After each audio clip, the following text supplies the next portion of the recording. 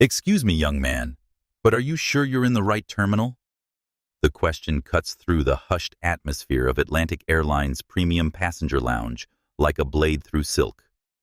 Devon Carter, 11 years old with serious dark eyes and a navy blazer that fits him perfectly, looks up from his boarding pass to meet the skeptical gaze of gate agent Lisa Hendricks. "Yes, ma'am," Devon replies, with the kind of polite certainty that comes from careful instruction. Terminal A. Gate 12. First class to Chicago. Lisa's fingers hover over her keyboard, her smile tight and professional. Behind her, two other gate agents exchange glances that Devon pretends not to notice.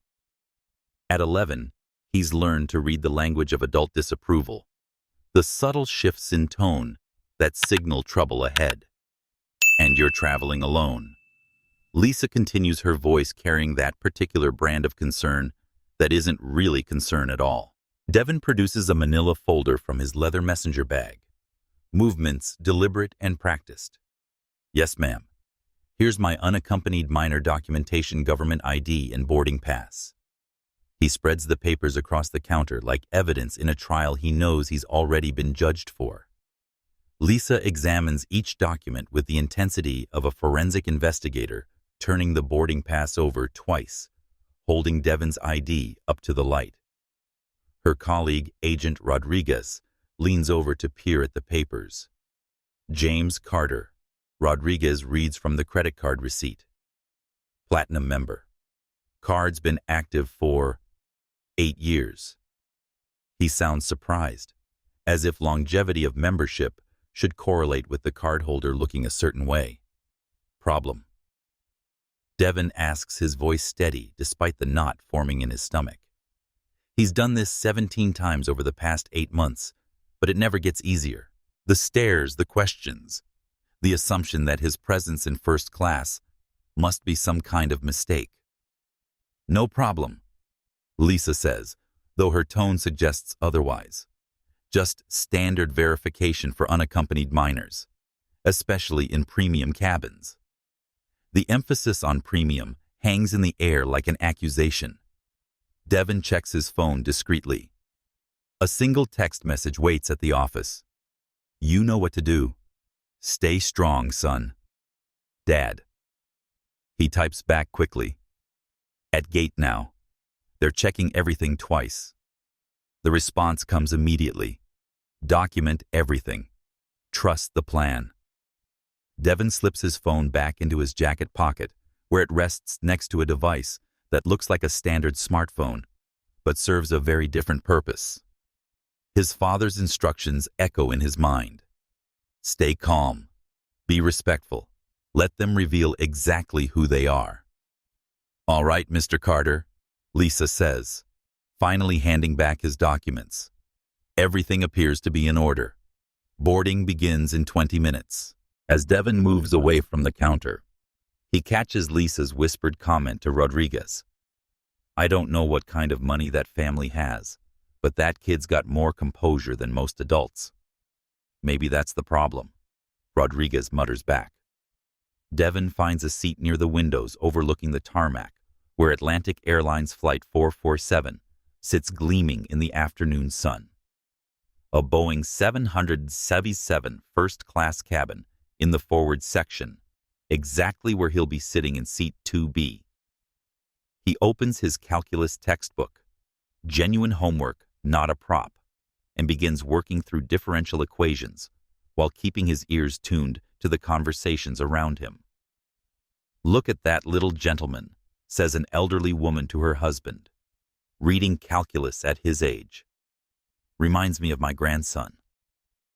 Her husband, a man in an expensive suit, glances over.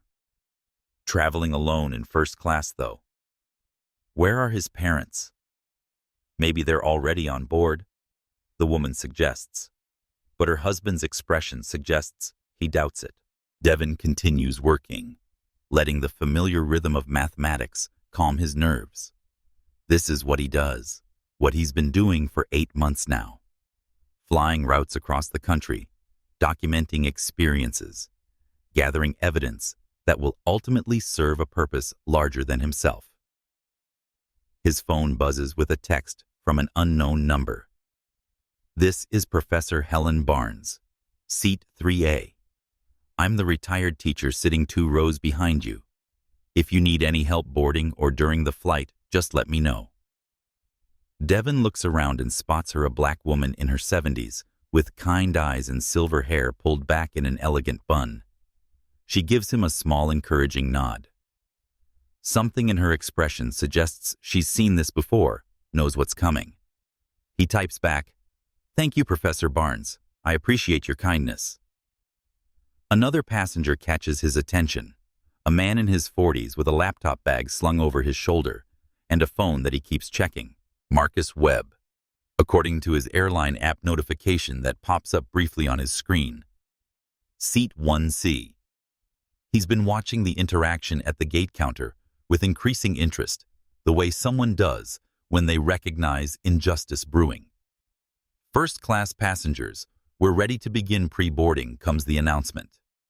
We'll start with passengers requiring special assistance, followed by our platinum members and first-class passengers. Devon gathers his belongings, textbook, notebook, folder of documents, messenger bag, and joins the line. He notices Sarah Mitchell for the first time as she emerges from the jetway to oversee boarding. Tall, blonde, with the kind of smile that's been practiced in customer service training, but doesn't quite reach her eyes. Sarah's gaze sweeps over the boarding line and stops when it reaches Devon.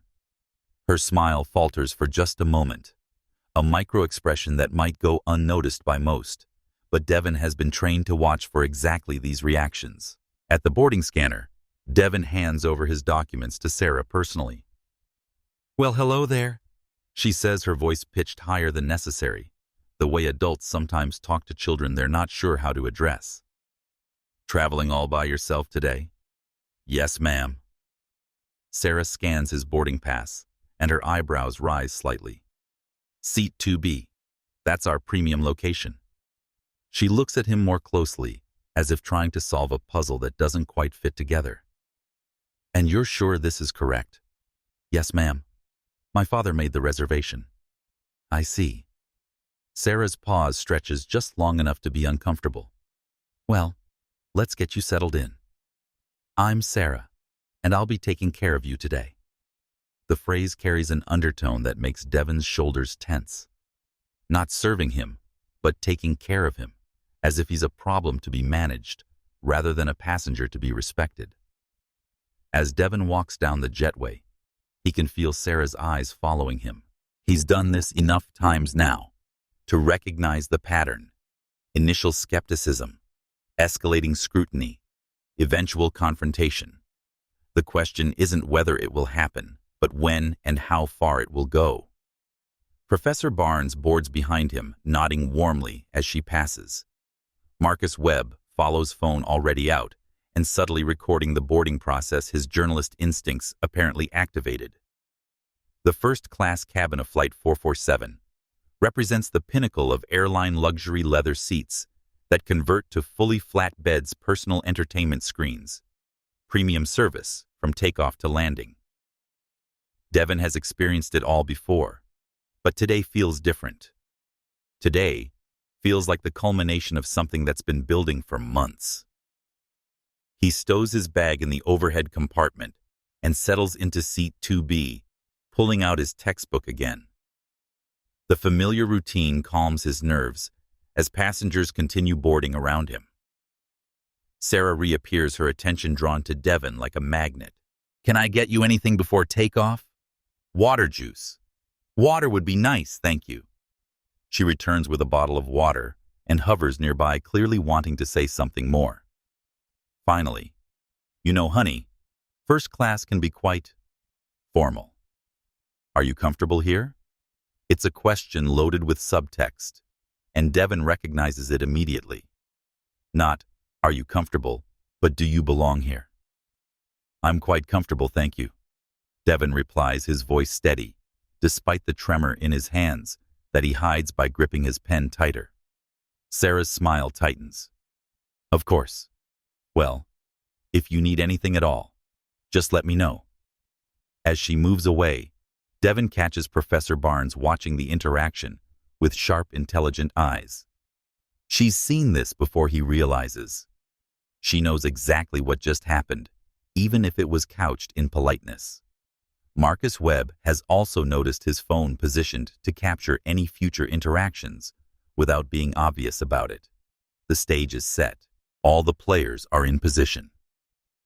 Devon opens his textbook to the page on exponential functions and begins to work, his handwriting slightly shakier than usual, despite his outward calm. Very soon, his education in mathematics will be overshadowed by a lesson in human nature that no textbook could ever teach. The boarding process continues around Devon like a choreographed dance of privilege and assumption. He keeps his head down, focused on his calculus problems, but his peripheral awareness remains sharp. This is part of his training to appear absorbed in his work, while actually monitoring every interaction, every glance, every whispered comment that might become relevant later. Sarah Mitchell moves through the first-class cabin with practiced efficiency, greeting passengers, checking overhead bins, ensuring everything meets the exacting standards that Atlantic Airlines promises its premium customers.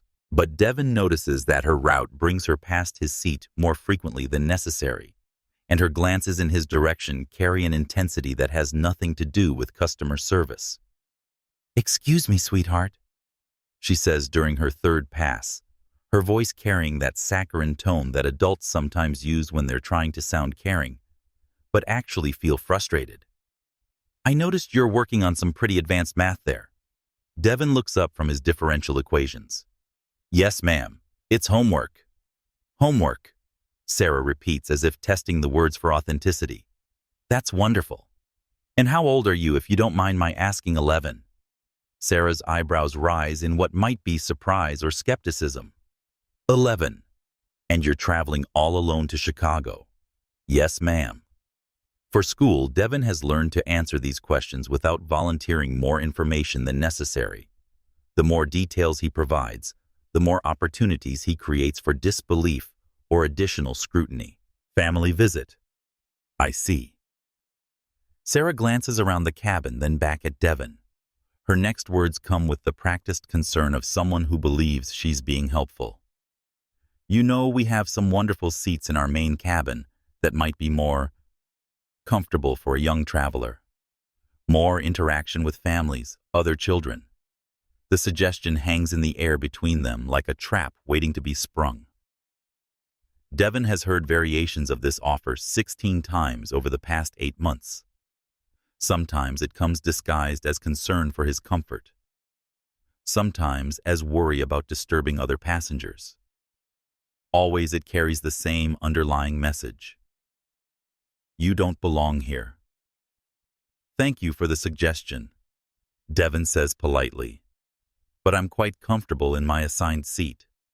Professor Barnes, seated 2 rows back, clears her throat softly. "Flight attendant, I couldn't help but overhear. Is there some problem with the young man's seating assignment?" Sarah's customer service smile clicks back into place, but Devon catches the flash of irritation in her eyes. "Oh no, Professor Barnes." She glances at the manifest in her hand. "No problem at all. I was simply making sure all our passengers are comfortable." "He seems quite comfortable to me," Professor Barnes observes mildly. Her voice carries the authority of someone who spent 40 years in classrooms, recognizing troublemakers and protecting vulnerable students. "And that's impressive work he's doing. Calculus, isn't it?" "Yes, ma'am," Devon confirms. "Differential and integral calculus." At 11 years old, Professor Barnes says, and there's genuine admiration in her voice, "Your parents must be very proud."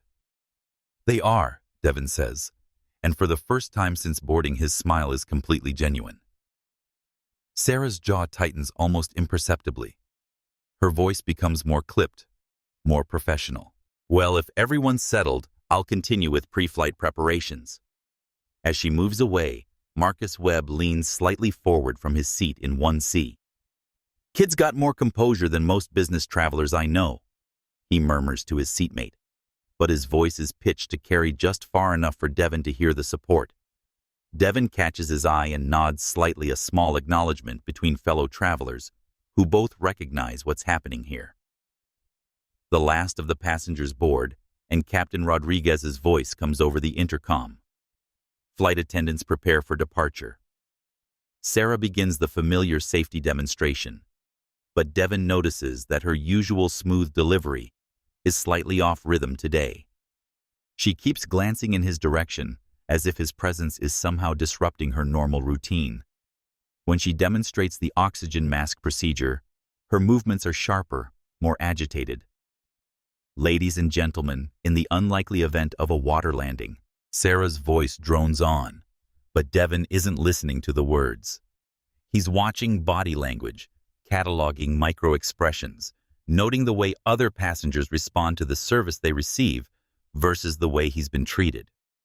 During the safety demonstration, Michael Chen, the junior flight attendant, approaches Devon's row to check seatbelts and tray tables.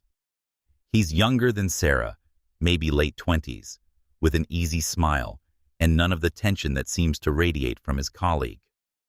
All set there, Buddy Michael asks, and his tone is genuinely friendly, the way he might speak to any passenger, regardless of age or race. "Yes, sir. Thank you." Michael notices the calculus textbook. "Wow, that's some serious math. I struggled with algebra in high school." It's actually pretty interesting once you understand the concepts, Devon says, and his enthusiasm for the subject shines through, making him look exactly like what he is, a bright kid who loves learning. "I bet it is. Well, enjoy your flight." As Michael moves on, Devon catches Sarah watching the interaction with something that looks almost like disapproval. When Michael reaches the galley, she pulls him aside for a whispered conversation that Devon can't quite hear. But their body language tells the story, Sarah gesturing in his direction with barely controlled agitation. Michael, looking confused and slightly uncomfortable, shaking his head. The plane pushes back from the gate, and Devon feels the familiar acceleration as they taxi toward the runway. His stomach knots with anticipation, not from flying, which holds no fear for him, but from what he knows is coming. As they reach cruising altitude and the seatbelt sign turns off, Sarah makes her way down the aisle again. This time her approach is more deliberate, more purposeful. She's made some kind of decision during the taxi and takeoff. "Devon," she says, using his name for the first time, having clearly checked the manifest. "I've been thinking about our earlier conversation." "Here it comes," Devon thinks. He sets down his pen and looks up at her with polite attention, though his hands tremble slightly as he places them in his lap.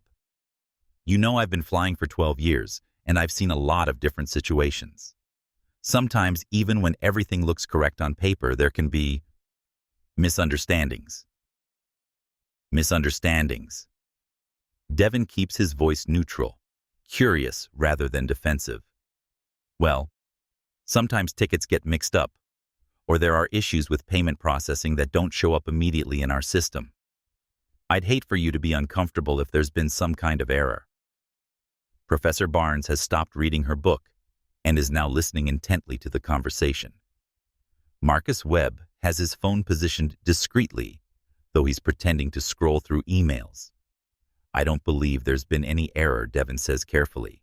"My father purchased this ticket directly through Atlantic Airlines website 3 weeks ago." "Your father," Sarah repeats, and there's something in her tone that makes the words sound like a question rather than a statement. "Yes, ma'am." "And what does your father do for work?" The question crosses a line that Devon has been waiting for someone to cross for 8 months. It's the moment when curiosity becomes interrogation, when concern becomes suspicion, when professionalism gives way to prejudice. "He works in business." Devon answers, keeping his response deliberately vague. "Business." Sarah echoes her voice, carrying a skepticism that she's no longer trying to hide. What kind of business? Professor Barnes stands up from her seat. "Excuse me, miss." She glances at Sarah's name tag. "Miss Mitchell, is there some policy that requires passengers to disclose their family's employment information?" Sarah's cheeks flush slightly. "Of course not. I was just making conversation." It seemed like more than conversation. Professor Barnes observes her voice carrying the steel of someone who has confronted injustice before. It seemed like an interrogation. Other passengers are beginning to notice the exchange. Conversations quiet as heads turn toward the developing confrontation. Sarah straightens her shoulders, reasserting her authority. "Professor Barnes, I appreciate your concern, but I'm simply ensuring that all our passengers are properly situated, according to their ticketing arrangements. The young man has shown you his boarding pass, his ID, and his documentation," Professor Barnes says firmly. "What more do you need to see?" "Sometimes," Sarah says, her voice rising slightly as her professional mask slips, "things aren't what they appear to be. Sometimes people end up in seats they haven't actually paid for." The accusation hangs in the air like a poisonous cloud. Devon feels the stares of other passengers, some sympathetic, some curious, some uncomfortable with the growing tension. His hands clench into fists in his lap, the first crack in his composure. Marcus Webb stops pretending to read his emails and looks directly at Sarah. "Are you suggesting that this kid somehow scammed his way into a first-class seat?" "I'm not suggesting anything," Sarah replies, but her defensive tone suggests otherwise. "I'm simply doing my job, which is to ensure that every passenger is in their correct assigned seat." "Then perhaps," says a new voice from across the aisle, "you should check everyone's tickets instead of focusing on one 11-year-old boy." The speaker is Dr. James Patterson, a distinguished-looking black man in his 60s who's been quietly observing the entire exchange. His voice carries the authority of someone accustomed to being heard and respected. Sarah's face flushes deeper. "Sir, I don't think you understand the situation." "I understand it perfectly," Dr. Patterson replies. "What I don't understand is why you're treating this young man differently than you've treated any other passenger on this flight." Devon sits quietly in the center of the growing storm, his hands folded in his lap to hide their shaking, his expression calm despite the turmoil around him. This is what his father prepared him for, the moment when other people's prejudices would reveal themselves so clearly that even the most willfully blind observer couldn't deny what was happening. But beneath his careful composure, he's still just an 11-year-old boy being publicly humiliated by an adult who's supposed to protect and serve him. "I'm going to have to ask everyone to return to their seats," Sarah announces, her voice shaking slightly with either anger or anxiety. "This disruption needs to end." "The only disruption I see," Professor Barnes says quietly, "is your harassment of this child." Sarah's professional composure finally cracks completely. "Fine." She snaps her mask, falling away entirely. "If everyone wants to make this difficult, we'll resolve it properly." She turns toward the cockpit, reaching for the internal phone that will connect her directly to the captain. Devon watches her go and quietly pulls out his own phone. He types a single message. "It's happening." The response comes back immediately. "Stay calm. Document everything. I'm already on my way." As Sarah speaks urgently into the cockpit phone, Devon opens his calculus textbook again and continues working on his differential equations, though his handwriting is shakier now, betraying the emotional cost of maintaining his dignity while adults debate his right to exist in the space he's legally purchased. But inside, his heart pounds with the knowledge that the real test is just beginning. Sarah Mitchell returns from the cockpit phone with the determination of someone who has crossed a point of no return. Her professional mask has slipped entirely, now replaced by something harder and more dangerous. Devon recognizes the look he's seen it 16 times before, on 16 different flights, worn by 16 different airline employees, who reached the moment where their prejudices overrode their training. Ladies and gentlemen, Sarah announces to the first-class cabin, her voice carrying an official authority that brooks no argument. I need everyone to remain in your seats while we resolve a seating irregularity. The phrase, seating irregularity, lands like a slap. Devon's pen stills on his calculus homework. After examining his boarding pass 4 times, checking his ID twice, and reviewing his unaccompanied minor documentation, she's still suggesting that his presence in seat 2B represents some kind of fraud. Michael Chen emerges from the galley, looking confused and uncomfortable. Sarah, what's going on? The captain is asking handle the beverage service. Sarah cuts him off sharply. I'll deal with this situation. She approaches Devon's row with measured steps.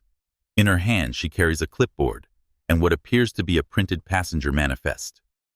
Devon, she says, and the way she uses his name now sounds almost like an accusation.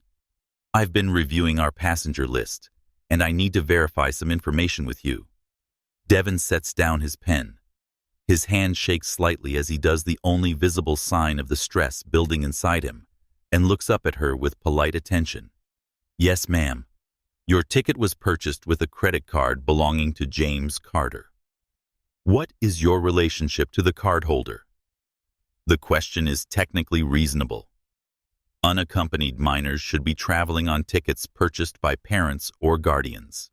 But Devon has already provided documentation establishing this relationship, and Sarah's tone suggests she's not asking for clarification, but rather building a case. James Carter is my father, Devon replies steadily. And you have proof of this relationship?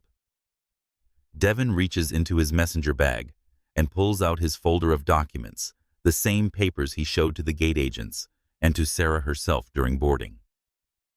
His movements are careful, deliberate, but there's a weariness to them now. Yes, ma'am.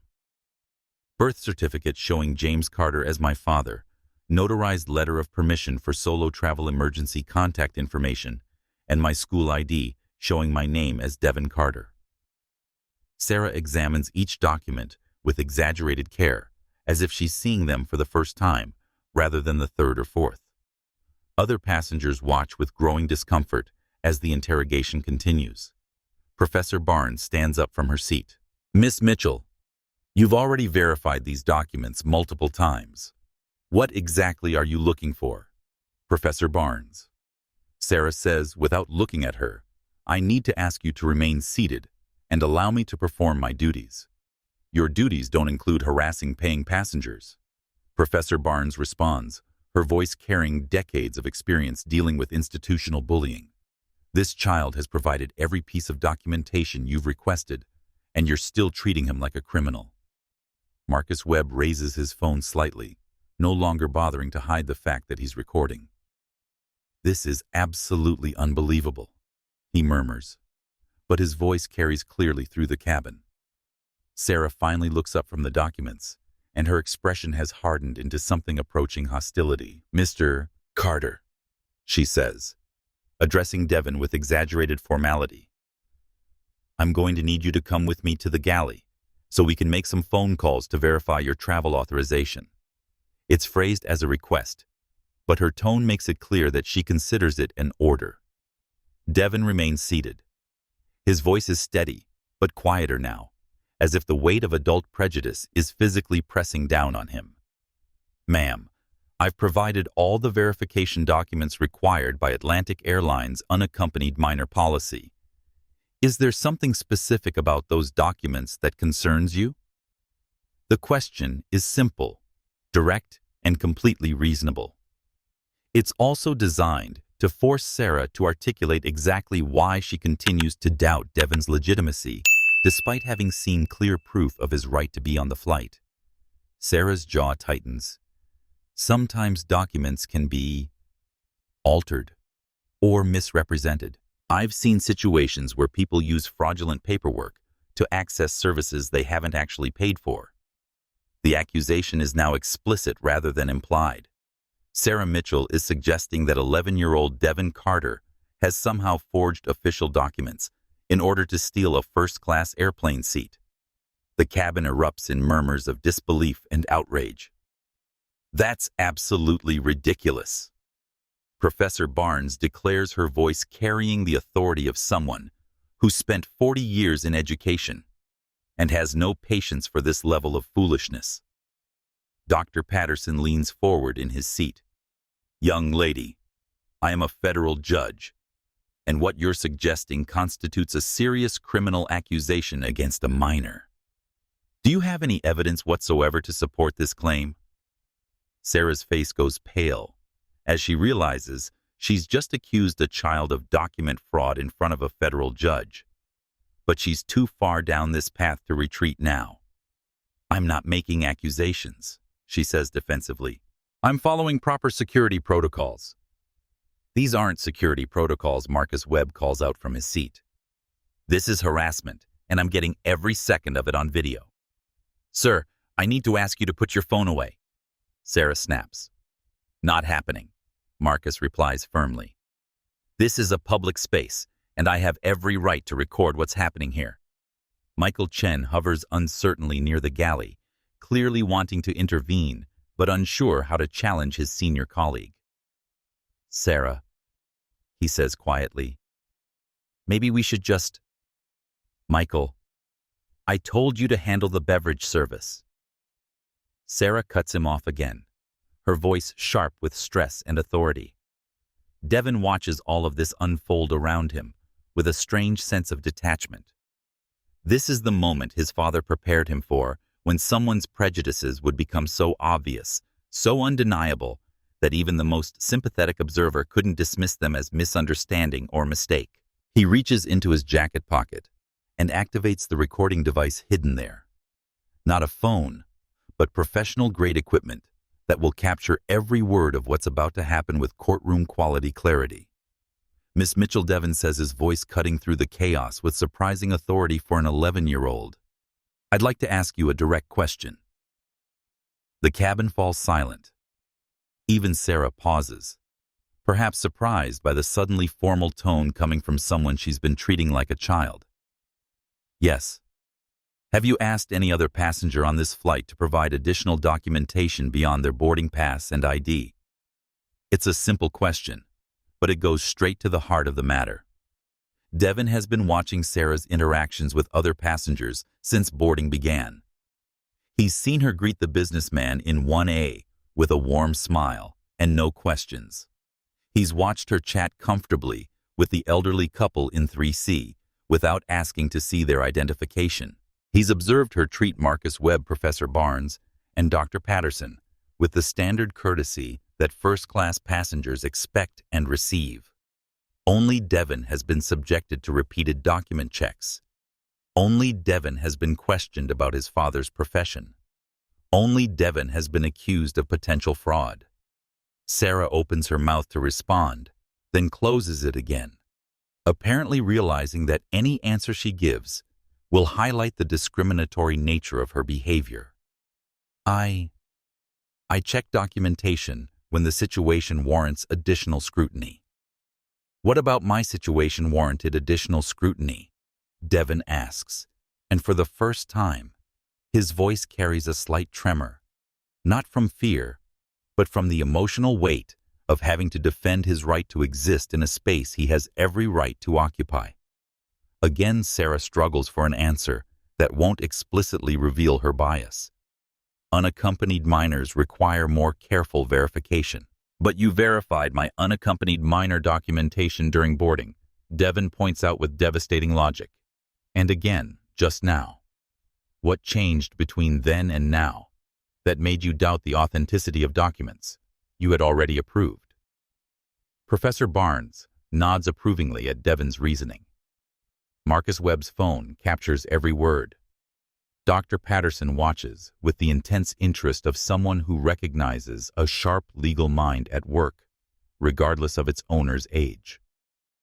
Sarah's face flushes with anger and embarrassment as she realizes that an 11-year-old has just systematically dismantled her justifications and exposed the racial profiling that motivated her behavior. "Young man," She says, her voice shaking slightly. I am the senior flight attendant on this aircraft, and I am responsible for ensuring the safety and security of all passengers. If I determine that additional verification is needed, that is my professional judgment, and you need to comply with my instructions. So you're asking me to move from my assigned seat? Devon says, his composure intact, but his hands now visibly trembling in his lap. Based on your professional judgment, that my presence here poses some kind of safety or security risk. That's correct. What specific risk do you believe I pose? The question hangs in the air like a challenge. Sarah realizes too late that Devon has maneuvered her into a position where she must either admit that her concerns are baseless or explicitly state that she considers his race or age to be threatening. She begins, then stops, apparently recognizing the trap she's walked into. Devon maintains his calm, respectful demeanor, but his next words carry the weight of someone who understands exactly what's happening and refuses to let it continue unchallenged, even as his voice wavers slightly with the emotion he's been suppressing. Miss Mitchell, my father taught me that when people feel the need to justify treating others differently, they usually reveal their true character in the process. I want to thank you for revealing yours. The words land like a physical blow. Several passengers gasp audibly. Professor Barnes sits back in her seat with something approaching awe at the 11-year-old's composure and wisdom. Sarah's professional facade finally crumbles completely. Fine, she snaps, reaching for the intercom phone. If you want to make this difficult, we'll resolve it the hard way. Her voice echoes throughout the cabin as she makes the announcement that will change everything. Captain Rodriguez, this is Sarah. I need security to board the aircraft immediately. We have a disruptive passenger refusing to comply with crew instructions. Devon quietly pulls out his personal phone and sends a text message. Security called. Phase 1 complete. The response comes back instantly. Proud of you. Stay strong. Justice is coming. As Sarah hangs up the intercom phone and turns back to face him with victorious satisfaction, Devon Carter opens his calculus textbook to a fresh page and begins working on a new problem. Though his hands shake now and his breathing is slightly uneven, the natural response of a child who has been forced to fight adult battles while maintaining impossible standards of dignity. The most difficult part of his mission is just beginning. The announcement of security's impending arrival transforms the atmosphere in the first-class cabin from tense concern to electric anticipation. Devon continues working on his calculus problems with deliberate focus, but his breathing has grown shallow, and he grips his pen tighter than necessary. He can feel the weight of every passenger's attention, some sympathetic, some uncomfortable, a few grimly satisfied that the situation is finally being handled properly. Sarah Mitchell stands near the galley entrance, like a general surveying a battlefield she believes she's winning. Her earlier uncertainty has been replaced by righteous conviction. She has called for backup, established her authority, and soon the disruptive element will be removed from her domain. Ladies and gentlemen, she announces to the cabin, we'll have this resolved shortly. I apologize for any inconvenience. Professor Barnes turns in her seat to face Sarah directly. The only inconvenience here is watching a child be harassed for the crime of existing in first class while black. The words hit the cabin like a thunderclap. Several passengers gasp. Others shift uncomfortably.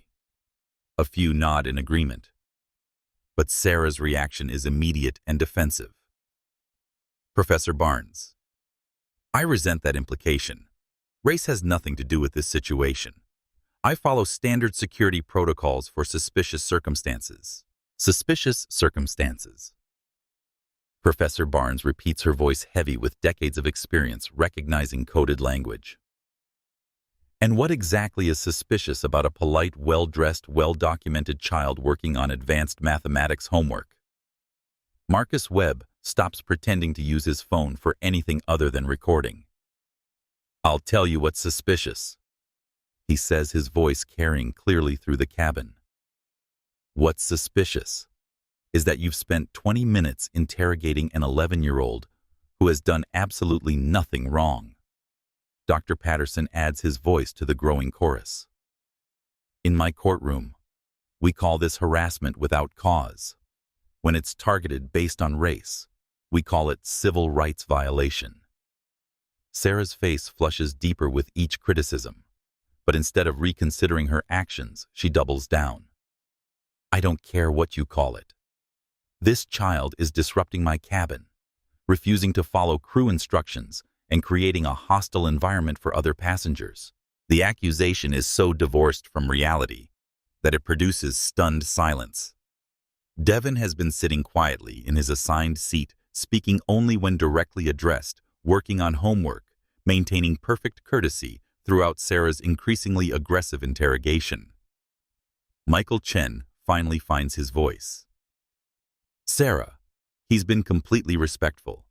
He hasn't raised his voice, hasn't moved from his seat, hasn't done anything disruptive.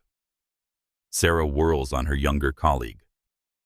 Michael, I am the senior flight attendant on this aircraft, and I make the decisions here. This passenger, she gestures toward Devon, has been non-compliant with security verification procedures. What procedures? Marcus Webb demands, his phone capturing every word. Show me in the Atlantic Airlines manual where it says you can repeatedly question a child who has valid documentation. Sir, you need to mind your own business, Sarah snaps. This became my business when you started harassing a kid in front of me, Marcus replies. And lucky for everyone, it's all being recorded for posterity. The mention of recording inflames Sarah further. Put that phone away immediately, or I'll have you removed as well. On what grounds? Dr. Patterson interjects. Recording in public spaces is legal, and this gentleman is documenting what appears to be discriminatory treatment of a minor. Sarah realizes she's losing control of the narrative, and her response is to escalate rather than de-escalate.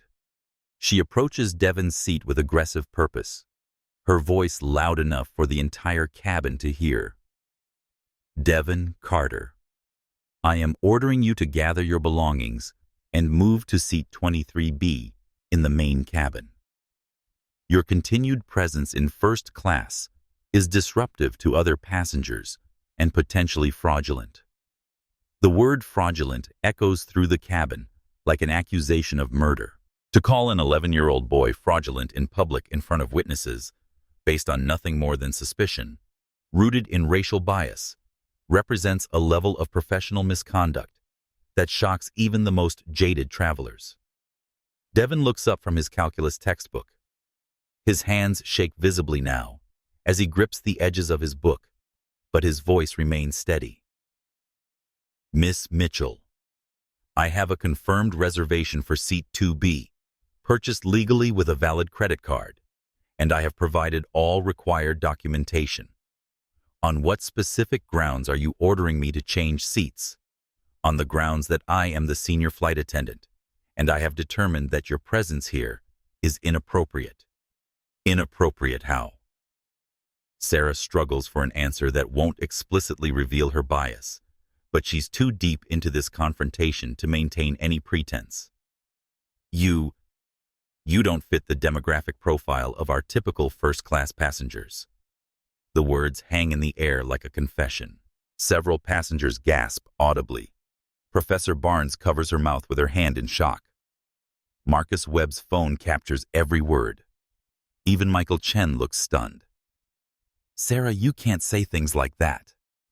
But Sarah, having crossed the line into explicit discrimination, decides to defend her position rather than retreat. I can, and I will. This airline serves a certain clientele with certain expectations, and part of my job is maintaining the appropriate atmosphere. The appropriate atmosphere? Devon repeats quietly, and his voice wavers slightly, the first crack in his composure. And what atmosphere would that be? A professional, upscale environment that matches the premium service we provide. Devon's next question cuts to the heart of the matter. though his voice is smaller now, more vulnerable. And you believe my presence disrupts that atmosphere. Sarah hesitates, perhaps finally recognizing the legal and professional quicksand she's stepping into. But her prejudice overrides her caution. I believe that when passengers appear to be in seats above their circumstances, it creates confusion and potential conflicts. Professor Barnes stands up from her seat, her voice shaking with anger and disbelief. Did you just suggest that this child is somehow beneath the circumstances of first-class travel? I'm suggesting that there are patterns and indicators that experienced flight attendants learn to recognize. Sarah replies defensively. Patterns and indicators. Dr. Patterson says, his judicial tone turning ice cold. Would you care to elaborate on these patterns you use to determine whether passengers belong in first class? Sarah realizes she's being cross-examined by a federal judge, but she's too deep into her justifications to stop now. Physical presentation, behavior patterns, familiarity with premium service expectations. Physical presentation. Marcus Webb repeats, still recording. You mean his skin color? I never said anything about skin color, Sarah protests, but her defensive tone confirms what everyone already knows. Devon closes his calculus textbook and looks directly at Sarah Mitchell. When he speaks, his voice carries a maturity that seems impossible from an 11-year-old, though there's a slight tremor that betrays the emotional cost this is taking on him. Miss Mitchell, you're right about patterns. For the past 8 months, I've been traveling extensively on various airlines, documenting exactly the kind of treatment I've received from you today. What I've learned is that prejudice follows very predictable patterns. Sarah blinks, confused by the sudden shift in Devon's tone and the implications of his words. First, Devon continues, his voice stronger now as he channels his pain into purpose. Comes the initial suspicion based purely on appearance. Then repeated document verification that isn't required of other passengers. Then questions about family background and financial circumstances. Then suggestions to move to more appropriate seating. Finally, when all else fails, accusations of fraud or disruption. Professor Barnes stares at Devon with growing amazement. Marcus Webb's phone captures every word. Dr. Patterson leans forward with sharp interest. You've followed the pattern exactly. Devon says, his voice remaining calm and respectful despite the devastating precision of his analysis. The only variable is how far each person is willing to go before their better judgment stops them. Sarah's face goes pale as she realizes this 11-year-old has just systematically deconstructed her behavior and revealed it as part of a larger documented pattern of discrimination. I don't know what you're implying, she stammers. I'm not implying anything, Devon replies, and now his voice carries a strength that seems to come from somewhere deeper than his years. I'm stating facts. And the fact is that your treatment of me today will be documented alongside similar incidents from 16 other flights over the past 8 months. The cabin falls completely silent, except for the background hum of the aircraft engines. Everyone stares at Devon, trying to process what they've just heard. Sarah's voice drops to almost a whisper. Who are you? Devon's answer is simple and devastating. I'm exactly who I told you I was. The son of James Carter. The difference is you never bothered to find out who James Carter is. Before Sarah can respond, the intercom crackles with Captain Rodriguez's voice. Flight attendants, we have security personnel boarding the aircraft. Please escort them to the situation. Sarah straightens up, apparently believing that the arrival of security will vindicate her actions and resolve the situation in her favor. You'll see, she tells Devon, though her voice lacks some of its earlier conviction. When security hears about your disruption and non-compliance, they'll remove you immediately. Devon pulls out his phone, his hands steadier now that he's revealed part of his mission.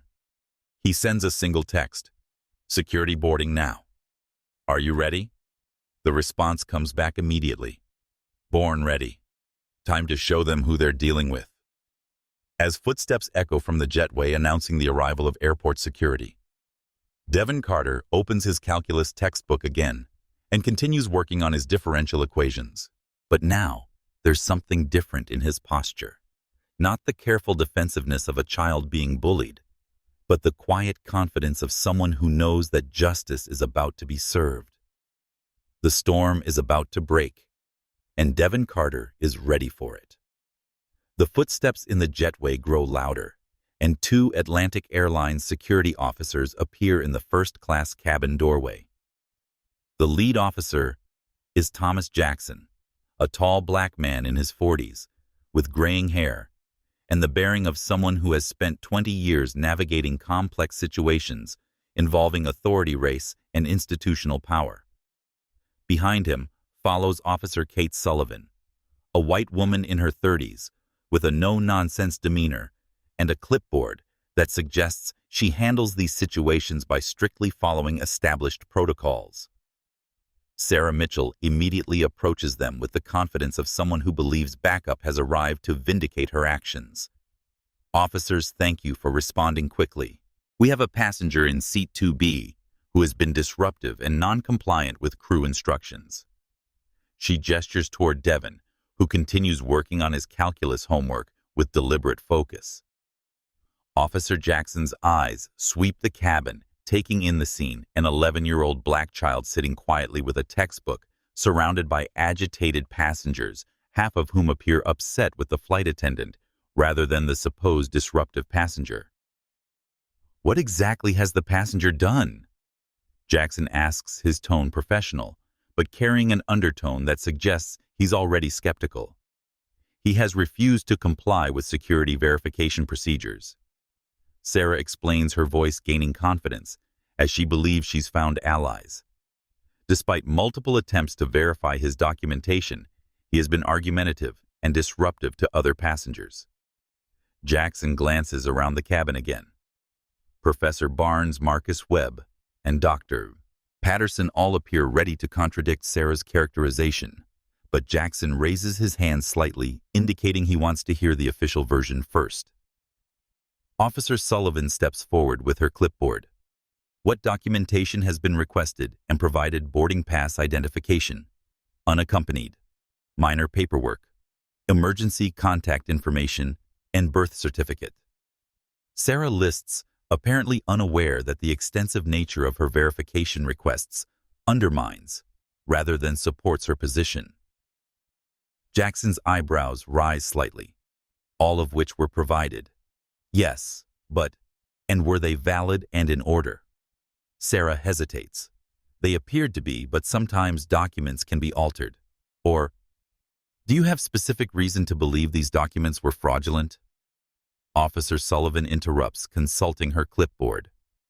Well, no specific reason, but the passenger seems out of place in first class.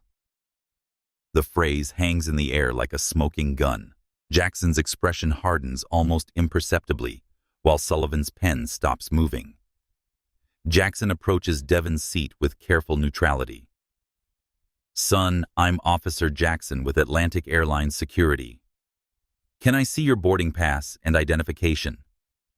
Devon looks up from his calculus textbook, his composure intact, but his eyes showing the strain of the past hour. Yes, sir. Here's my boarding pass for seat 2B, my government ID, and my unaccompanied minor documentation. Jackson examines each document thoroughly, but his review takes only a minute, a sharp contrast to Sarah's repeated extended examinations of the same paperwork. Everything appears to be in perfect order, Jackson announces to the cabin. Valid reservation, proper identification, complete, unaccompanied minor documentation. But Officer Jackson. Sarah protests, you don't understand the full situation. This passenger has been argumentative and disruptive. Professor Barnes can no longer remain silent. That is absolutely false.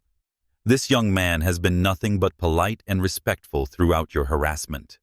Jackson turns to Professor Barnes. Ma'am, can you describe what you've observed? I am Professor Helen Barnes, retired from Howard University. I have watched this entire interaction from the beginning. Her voice carries the authority of decades in academia. Miss Mitchell has repeatedly questioned this child's right to be in first class, demanded multiple verifications of valid documentation, and accused him of fraud, all without any justification whatsoever. Marcus Webb raises his phone. Officer, I've been recording this entire incident. This kid has been completely respectful, while the flight attendant has been increasingly hostile and discriminatory. Officer Sullivan looks at her partner with growing concern. Tom, this doesn't sound like a disruptive passenger situation. But Sarah, feeling her authority and credibility crumbling, decides to escalate rather than retreat. Officers, I don't think you understand who you're dealing with here. This child has been manipulative and defiant. When I asked him to move to a more appropriate seat, he refused and began causing a scene. Dr. Patterson stands up from his seat. I'm sorry, but I can't listen to any more of this. His voice carries the weight of judicial authority. I am Judge James Patterson of the Federal District Court, and what I've witnessed here is textbook discrimination. This flight attendant has singled out this child based solely on his race and age, subjected him to harassment that no other passenger has experienced, and now she's lying about his behavior to justify her actions. The weight of a federal judge's testimony stops the conversation cold. Officer Jackson looks directly at Sarah, and his professional neutrality shifts towards skepticism. Miss Mitchell, Judge Patterson is alleging that you've treated this passenger differently than others based on his race. How do you respond? Sarah's face flushes with anger and panic. That's completely false. I don't see race. I treat all passengers equally. I was simply following security protocols. What security protocols? Officer Sullivan asks, consulting her clipboard. Because requiring multiple document verifications from a passenger who has already provided valid documentation isn't standard procedure. Devon quietly sets down his pen and addresses Officer Jackson directly. Sir, may I ask you something? Jackson nods, impressed, despite himself by the child's composure under pressure. In your experience, how often do unaccompanied minors traveling in first class pose security risks requiring special investigation beyond standard documentation review? It's a devastatingly precise question that goes straight to the heart of the matter. Jackson has been in airline security for 2 decades, and he knows the answer as well as everyone else in the cabin. Son, in 20 years of doing this job, I've never encountered a security situation involving an unaccompanied minor in first class who had proper documentation. Sarah realizes she's losing ground rapidly. But Officer Jackson, you can't just look at documentation. You have to consider context behavior patterns, whether passengers fit the profile of what Jackson interrupts, his tone sharpening. Sarah stops, apparently recognizing that finishing that sentence will destroy her career. Officer Sullivan steps in. Miss Mitchell profiling passengers based on race, age, or appearance violates both Atlantic Airlines policy and federal civil rights law. Michael Chen, who has been watching this exchange with growing horror, finally finds his voice. Sarah, please stop talking. You're making this worse. But Sarah, cornered and desperate, makes the decision that will define the rest of her career. I don't care what any of you think. I am the senior flight attendant on this aircraft, and I have the authority to remove passengers who don't belong here. Don't belong here, Devon repeats quietly, and everyone in the cabin hears the pain beneath his calm exterior. His hands grip the armrests of his seat, knuckles showing white against his dark skin. Officer Jackson's professional neutrality finally cracks. Miss Mitchell, you just said that a passenger with valid documentation displaying perfect behavior doesn't belong in a seat he legally purchased because he doesn't fit your idea of who should fly first class. Do you understand the legal implications of what you just said? Sarah's voice rises to near shouting. Fine. Yes, I said it.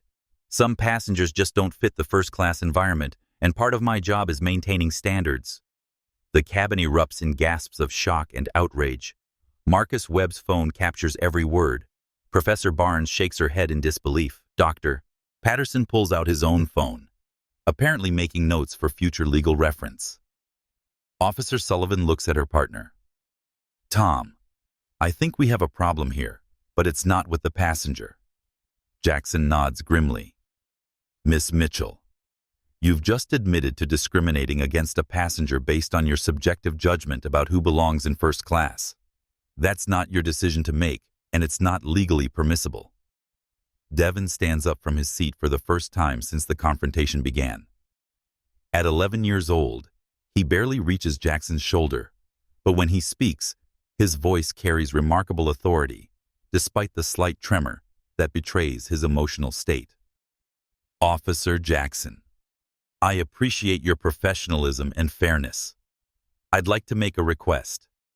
What's that, son? I'd like you to escort me off the aircraft.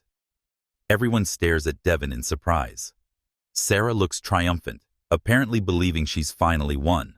But son Jackson says gently, You haven't done anything wrong.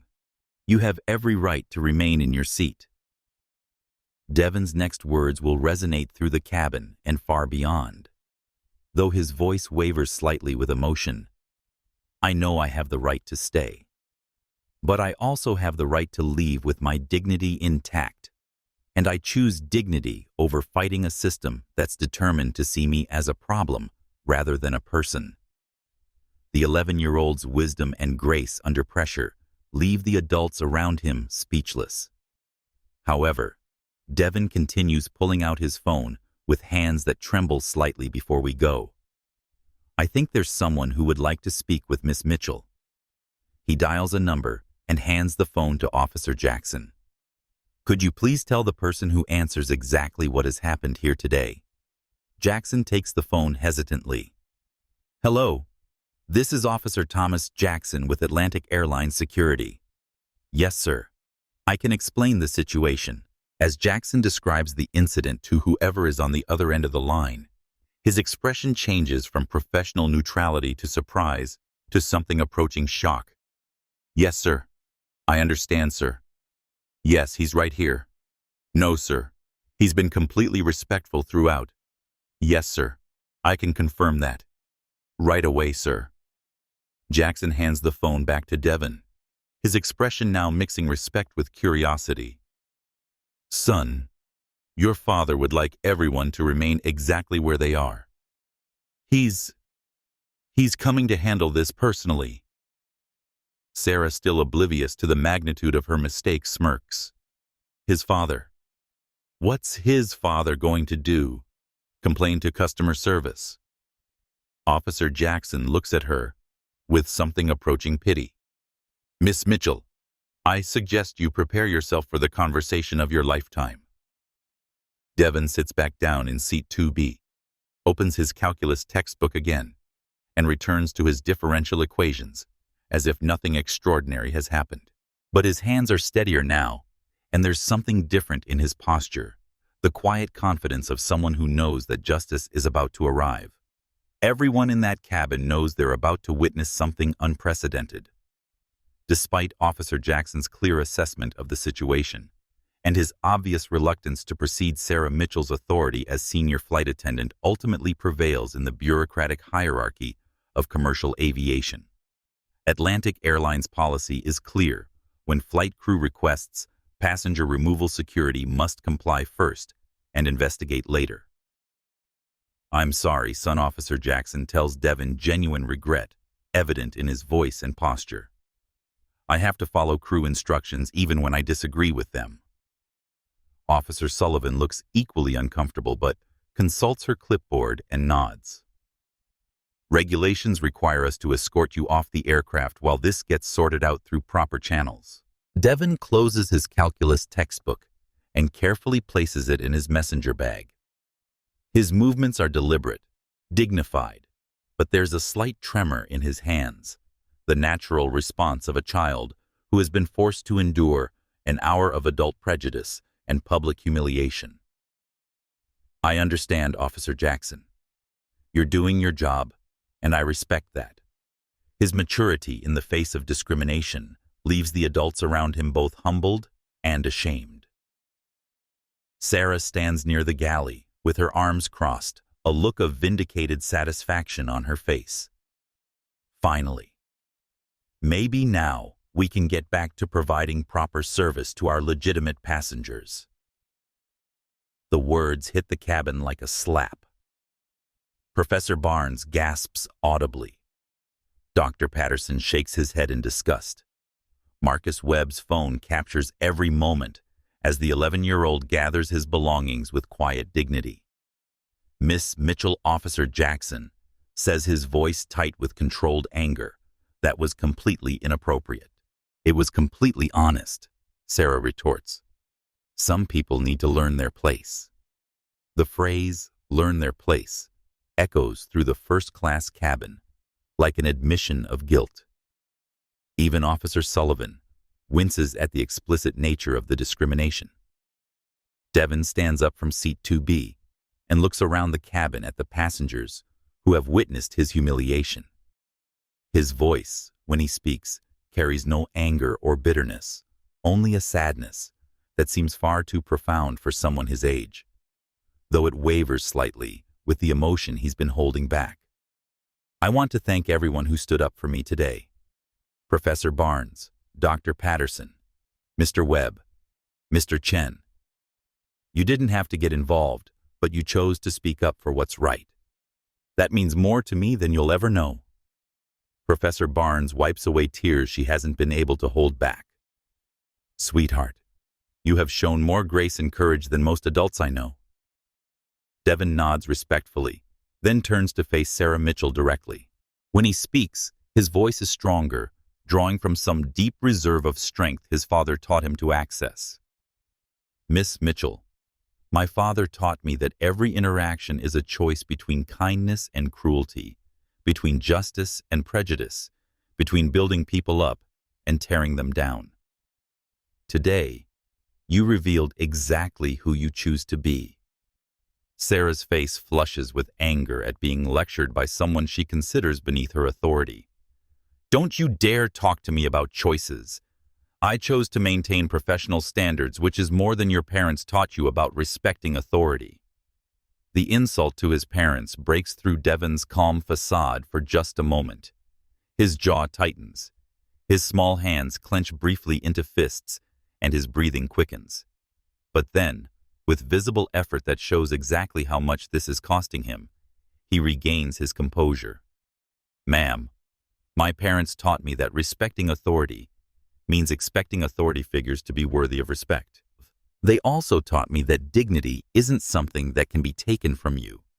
It's something you choose to keep, even when others try to strip it away. Officer Jackson places a gentle hand on Devon's shoulder. Son, we need to go now. As they move toward the aircraft door, other passengers begin standing up from their seats. Professor Barnes gathers her purse and follows them into the aisle. Dr. Patterson closes his laptop and joins the exodus. Marcus Webb continues filming while walking behind them. Where are you all going? Sarah demands, her voice rising with panic as she realizes her actions are driving away other first-class passengers. Off this aircraft, Professor Barnes declares firmly. I refuse to fly with an airline that treats children this way. Dr. Patterson adds his voice. Miss Mitchell, your behavior today has been so egregiously discriminatory that I'm obligated to report it to federal authorities. I won't remain on an aircraft where civil rights violations are occurring with management approval. Marcus Webb stops recording long enough to address Sarah directly. Lady, I've got millions of followers on social media. By tonight, everyone in America is going to know exactly how Atlantic Airlines treats black children. I hope your moment of power was worth destroying your company's reputation. Sarah watches in growing horror as 5 first-class passengers voluntarily deplane rather than remain on an aircraft where discrimination has been allowed to flourish.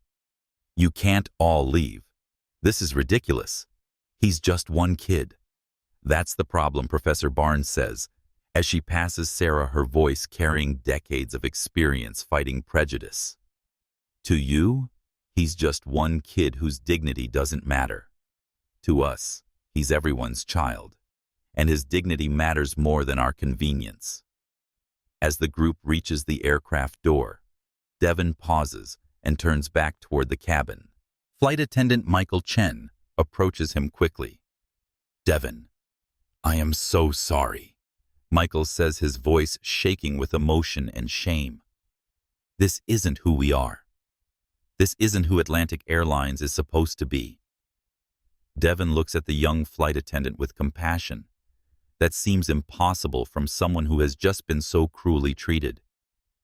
"Mr. Chen, you tried to do the right thing within a system that made it difficult. That matters too." As Devon steps off the aircraft, Sarah calls out one final cruelty. "Good riddance. Maybe next time you'll fly where you actually belong." The words carry clearly through the cabin and into the jetway, where Officer Jackson stops walking and turns around with an expression of barely controlled fury. "Miss Mitchell, you have just crossed every line of professional conduct, human decency, and legal permissibility that exists in commercial aviation. I strongly suggest you stop talking immediately." But Sarah, drunk on her perceived victory and oblivious to the magnitude of her mistake, continues her tirade. "I've been protecting the integrity of first-class service for 12 years, and I won't apologize for maintaining standards."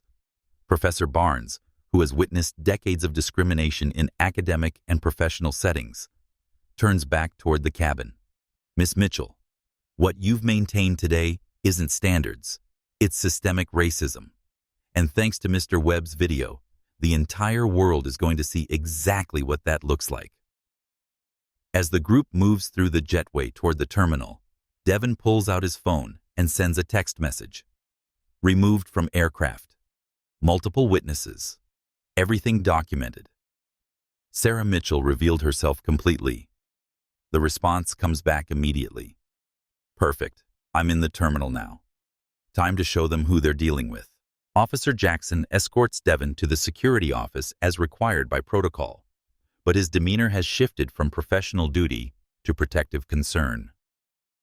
"Son, I want you to know that what happened in there was wrong. Dead wrong." Devon settles into a chair in the small office, while Officer Sullivan begins the mandatory paperwork. His composure is intact, but the emotional toll is visible in the way he sits, shoulders slightly slumped, hands clasped tightly in his lap.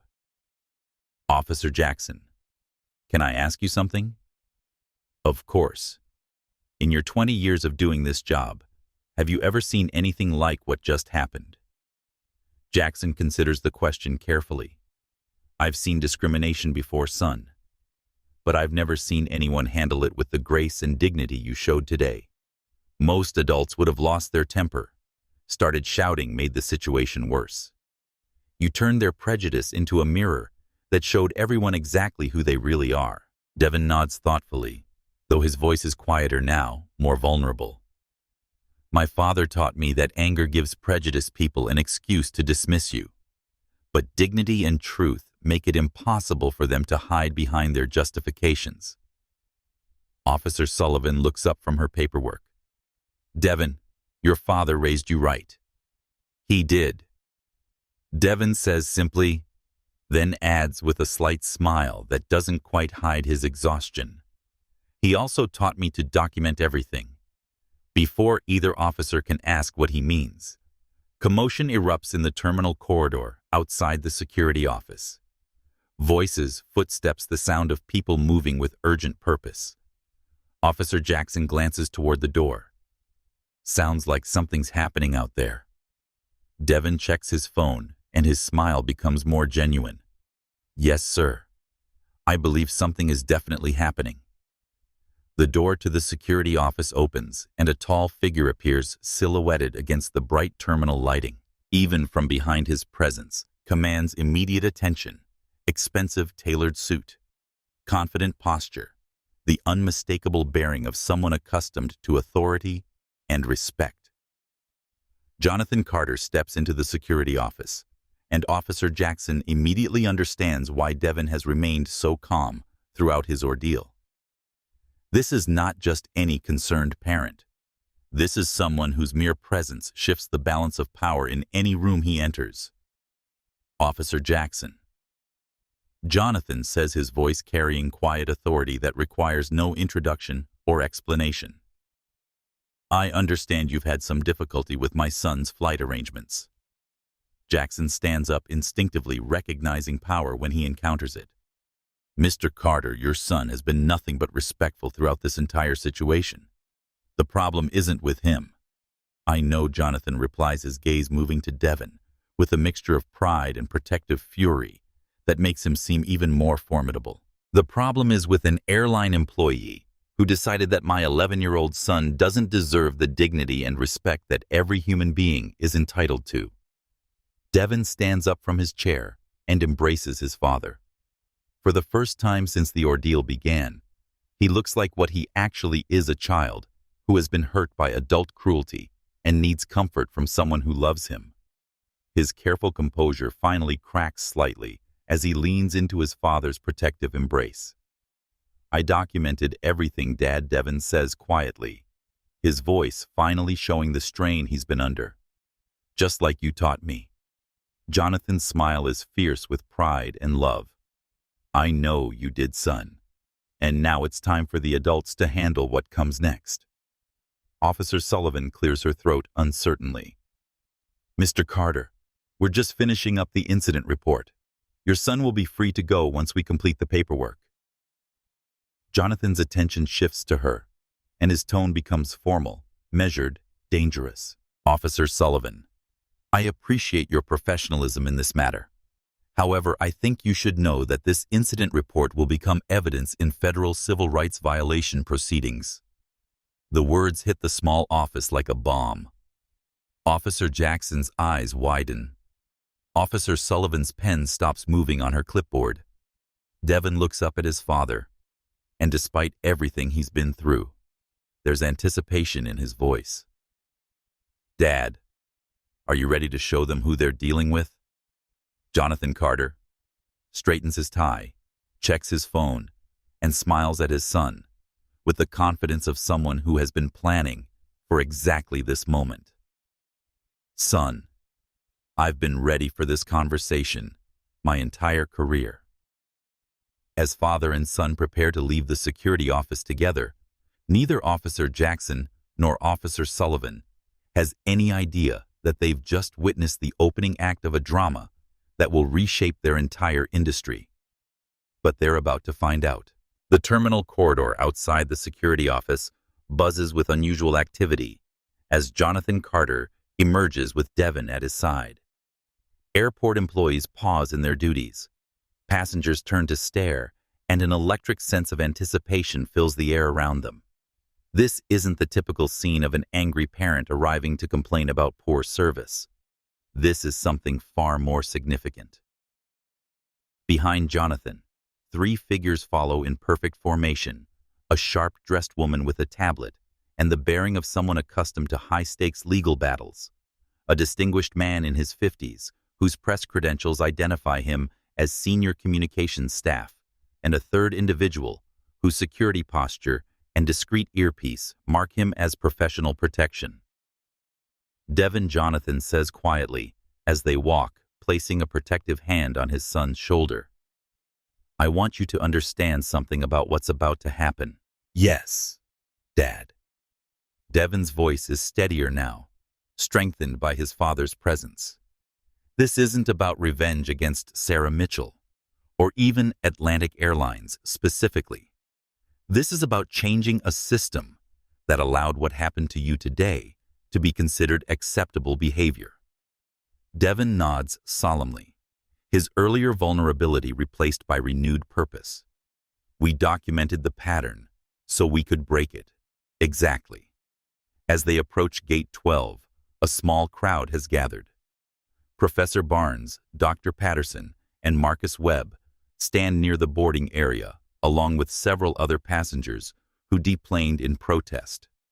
Their phones are out, some still recording others, posting updates to social media, where Devon's story is already beginning to gain traction. Airport executive Maria Santos hurries toward them, flanked by two Atlantic Airlines corporate representatives who have clearly been summoned from their offices in urgent haste. Santos recognizes power when she sees it.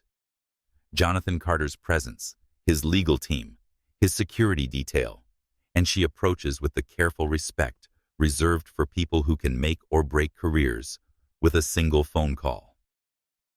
Mr. Carter, Santos begins, "I'm Maria Santos, Airport Operations Director. I understand there was an incident aboard Flight 447, and I want to assure you that we're taking this matter very seriously." Jonathan's response is measured, professional, and absolutely devastating in its implications. "Ms. Santos, what happened aboard Flight 447 wasn't an incident. It was a systematic violation of my son's civil rights, captured on video, witnessed by multiple passengers, and documented as part of an ongoing investigation into discriminatory practices across the commercial aviation industry." The words hit like a series of precision strikes. Santos's face goes pale as she processes the legal landmines scattered throughout Jonathan's statement. The Atlantic Airlines representatives exchange panicked glances. Attorney Rachel Kim steps forward with her tablet. "Ms. Santos, we'll need to review all security footage from today's events. Crew manifests, training records for flight attendant Sarah Mitchell, and any internal communications regarding this incident. Additionally," adds PR Director David Cross, consulting his phone, "we'll need statements from Atlantic Airlines Corporate regarding their policies on passenger profiling and discrimination training." Santos realizes she's facing a coordinated legal and public relations assault of professional caliber. "Mr. Carter, perhaps we could discuss this privately in my office." "There's nothing private about what happened to my son," Jonathan interrupts firmly. "Your employee humiliated an 11-year-old child in front of a cabin full of witnesses, explicitly stated that he didn't belong in first class because he didn't fit her idea of appropriate demographics, and then had him removed from the aircraft for the crime of existing while black." Professor Barnes approaches the group, having overheard the conversation. "Mr. Carter, I witnessed everything that happened on that aircraft. Your son conducted himself with extraordinary dignity throughout a shameful display of prejudice." Dr. Patterson joins them, extending his hand. Judge James Patterson, Federal District Court. "Mr. Carter, I want you to know that what I observed today constitutes clear civil rights violations. I'll be happy to provide testimony." Marcus Webb holds up his phone. "I've got the entire incident recorded. It's already been viewed over 100,000 times in the past hour, and it's spreading rapidly across every social media platform." Jonathan acknowledges each witness with professional gratitude, but his attention remains focused on the Atlantic Airlines representatives, who have been silently hoping this situation might be contained through quiet negotiations. "Mr. Carter." One of them ventures. "I'm Patricia Hawkins, Regional Vice President for Atlantic Airlines. I want to personally apologize for any misunderstanding that occurred today." Ms. Hawkins. Jonathan cuts her off with surgical precision. "There was no misunderstanding. Your employee, Sarah Mitchell, deliberately discriminated against my son based on his race and age, violated multiple company policies and federal civil rights statutes, and then compounded her misconduct by lying about his behavior to justify her actions." The crowd around Gate 12 has grown as word spreads through the terminal. Other passengers, airport employees, and media representatives, drawn by the unusual commotion, gather to witness what appears to be a significant confrontation between a powerful man and a major airline. Devon stands quietly beside his father, observing the adult world of corporate damage control and legal maneuvering that his 8 months of investigation has set in motion. Despite being the victim at the center of this drama, he remains composed and thoughtful, occasionally taking notes in a small journal. Dad Devon says quietly, "Should I show them the recordings now?" Jonathan places a protective hand on his son's shoulder. "Not yet, son. Let's see how honest they want to be first." Patricia Hawkins, desperate to contain what she recognizes as a public relations catastrophe in the making, attempts a conciliatory approach. "Mr. Carter, I can assure you that Atlantic Airlines does not tolerate discrimination of any kind. If there was inappropriate behavior by our crew member, we will investigate thoroughly and take appropriate action." If there was inappropriate behavior, Professor Barnes interjects with barely controlled outrage.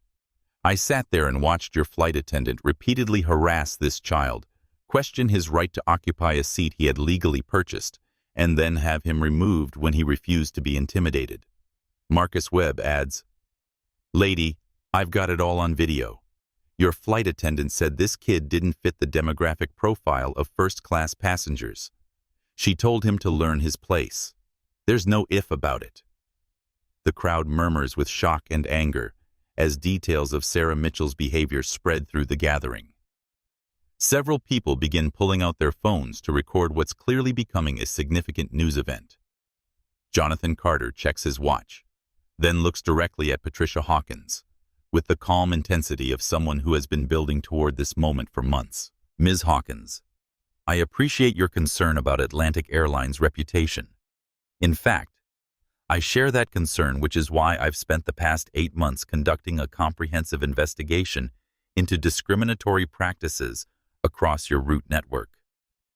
Hawkins's face drains of color. "Investigation." "That's correct. My son Devon has been traveling extensively on Atlantic Airlines flights, documenting his experiences, recording interactions, and gathering evidence of systematic bias in your customer service operations." The revelation hits the assembled crowd like a bombshell.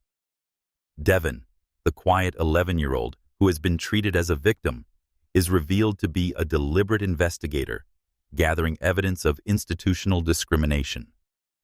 Rachel Kim produces a thick folder from her briefcase. "We have documented evidence from 23 separate flights over 8 months.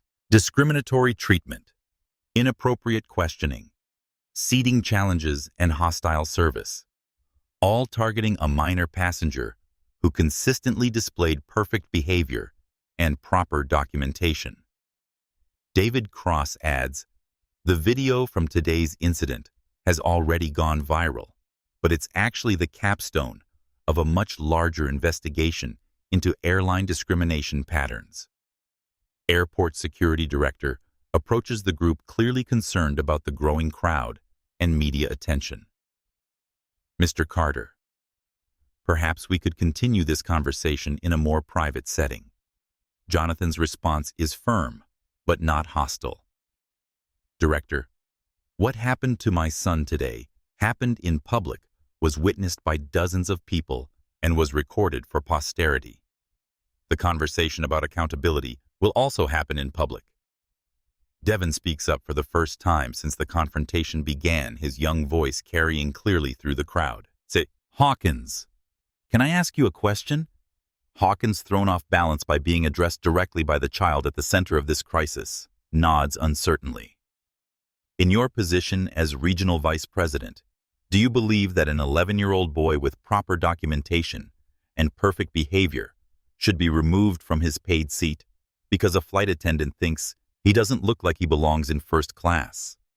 The question is simple, direct, and impossible to answer without either defending discrimination or admitting systematic failure. Hawkins realizes she's being cross-examined by a child with the precision of an experienced attorney. "Of course not," she says finally. "No child should ever be treated that way." Then why Devon continues with devastating logic. "Has it happened to me 23 times on Atlantic Airlines flights without any corrective action from your company?" The crowd falls silent as the full implications of Devon's questions sink in. This isn't an isolated incident by one problematic employee. It's evidence of a systematic pattern of discrimination that Atlantic Airlines has allowed to continue unchecked. Jonathan steps closer to Patricia Hawkins. his voice dropping to a tone that somehow manages to be both quiet and commanding. Ms. Hawkins, I think it's time you knew exactly who you're dealing with. I'm sorry, I'm Jonathan Carter, Chief Executive Officer of Meridian Aerospace Corporation. The words hang in the air like a detonation. Patricia Hawkins's face goes from pale to ashen as she processes the implications. Meridian Aerospace, she repeats weakly, the defense contractor. Among other things, yes. We're also the parent company of Meridian Holdings, which manages a diversified portfolio of investments in transportation logistics and related industries. Jonathan pauses, letting the information settle before delivering the final blow, including a controlling 52% ownership stake in Atlantic Airlines. The crowd erupts in gasps, murmurs, and scattered applause as the full scope of what they've witnessed becomes clear. Sarah Mitchell didn't just discriminate against any black child, she discriminated against the son of the man who owns the airline. Patricia Hawkins staggers backward, as if physically struck. The other Atlantic Airlines representatives look like they want to disappear entirely. Maria Santos realizes she's been watching the owner of a major airline being mistreated by his own employees. Devon looks up at his father with quiet pride. Dad, should I show them the equipment now? Jonathan nods. Time to show them what we've really been doing, son. Devon opens his messenger bag and carefully removes what appears to be standard travel electronics, a tablet, a smartphone, a portable charger. But as he demonstrates each device, their true purpose becomes clear. Professional audio gear. He explains to the stunned crowd, holding up a device no larger than a phone. Broadcast quality. He holds up his smartphone, HD video camera with stabilization and low-light capabilities. Finally, he produces his tablet. Real-time upload system. Everything goes directly to secure servers for legal documentation. The crowd stares at the 11-year-old, who has just revealed himself to be a sophisticated investigator, using professional equipment to document civil rights violations. Every interaction with Atlantic Airlines personnel over the past 8 months has been recorded, uploaded, and legally authenticated. Devon explains with matter-of-fact delivery that leaves everyone speechless. Sarah Mitchell's treatment of me today represents the most extreme example of behavior we've documented, but it's part of a clear pattern of institutional discrimination. Professor Barnes stares at Devon with something approaching awe. Child, you've been conducting a civil rights investigation like a seasoned attorney. My father taught me that change requires evidence, not just complaints. Devon replies simply. Jonathan addresses Patricia Hawkins directly, his voice carrying the full weight of his authority as her ultimate employer. Ms. Hawkins, you now understand that this isn't a customer service complaint. This is a federal civil rights investigation with documented evidence of systematic discrimination by Atlantic Airlines employees. Hawkins struggles to formulate a response that might salvage her career and her company's reputation. Mr. Carter, we had no idea. If we had known, if you had known what Jonathan interrupts. If you had known my son was the son of your company's owner, Ms. Hawkins, the problem isn't that you didn't know who Devon was. The problem is that it shouldn't matter who he is. Rachel Kim steps forward with legal documents. Ms. Hawkins, you're being served with notice of federal civil rights violation proceedings against Atlantic Airlines, Sarah Mitchell individually, and any supervisory personnel who failed to prevent this systematic discrimination. The crowd watches in fascination as one of the most powerful executives in commercial aviation is served with legal papers in the middle of an airport terminal. David Cross consults his tablet. The story is already trending on every major social media platform. #JusticeForDevon has over 500,000 posts in the past 2 hours. Major news networks are requesting interviews. Devon tugs on his father's sleeve. Dad, What about Miss Mitchell? Is she still on the plane? Jonathan checks his phone. According to Captain Rodriguez, she's been suspended and is being escorted off the aircraft by airline security. As if summoned by their conversation, Sarah Mitchell appears in the terminal corridor, flanked by 2 Atlantic Airlines security officers. She's clearly been crying. Her professional demeanor completely shattered her career in ruins. When she sees the crowd gathered around Gate 12, her steps slow. When she recognizes Devon and Jonathan at the center of the group, she stops entirely. "Oh my God," she whispers loud enough for everyone to hear. He's exactly who he told you he was." Jonathan says, his voice carrying across the space between them. "The son of James Carter. You just never bothered to find out who James Carter is." Sarah stares at them in horror as the full magnitude of her mistake becomes clear. She discriminated against a child, recorded herself doing it, and then doubled down on her prejudice in front of witnesses, all while targeting the son of the man who owns her airline. "Mr. Carter," she says desperately, her voice breaking. "I didn't know. I never would have, if I had realized." Jonathan's response is swift and devastating. "Ms. Mitchell, you're proving my point. You're not sorry about what you did. You're sorry about who you did it to."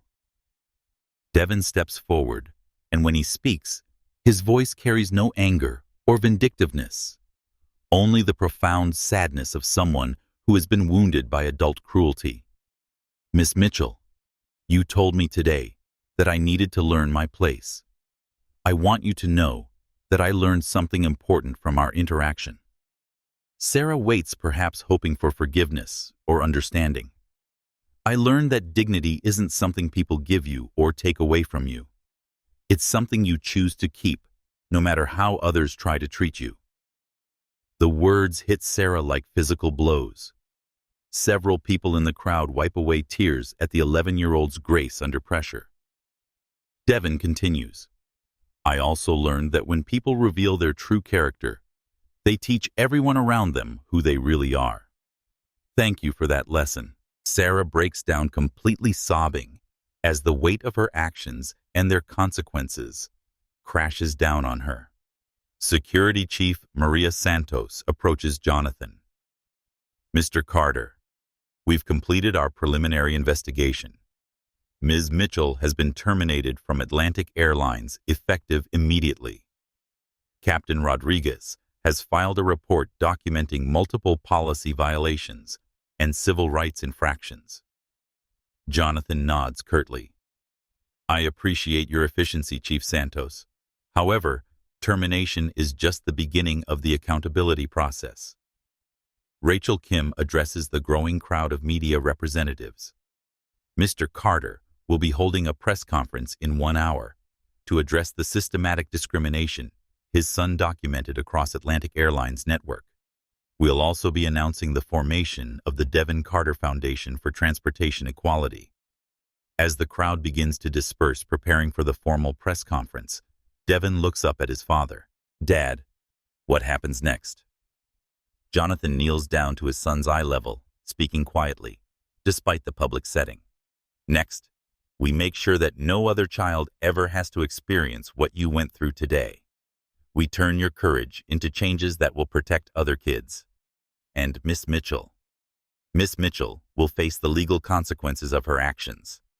But more importantly, her behavior today will become a teaching tool to help other people recognize and confront their own biases." Devon nods thoughtfully. "So something good can come from something bad." "The best things often do, son. The best things often do." As father and son prepare for the press conference that will reshape the commercial aviation industry, neither of them knows that they've just launched a movement that will extend far beyond airlines, far beyond transportation, and far beyond their ability to imagine. But they're about to find out that courage, documentation, and strategic action can indeed change the world, one discriminatory system at a time. The press conference takes place in Atlantic Airlines' own terminal conference room, a space normally reserved for corporate announcements and executive meetings. The irony isn't lost on anyone present that the airline is now hosting a press conference detailing its own systematic civil rights violations. Jonathan Carter stands at the podium with the commanding presence of someone accustomed to addressing boards of directors, congressional committees, and international business leaders. Beside him, Devon sits quietly in a chair that seems too large for his 11-year-old frame, yet his composure makes him appear older than his years.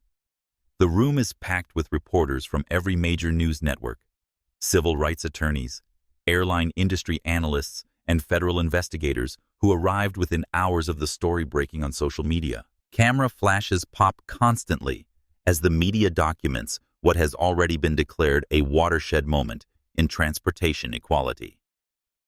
Ladies and gentlemen, Jonathan begins, his voice carrying the measured authority of someone who has planned for exactly this moment.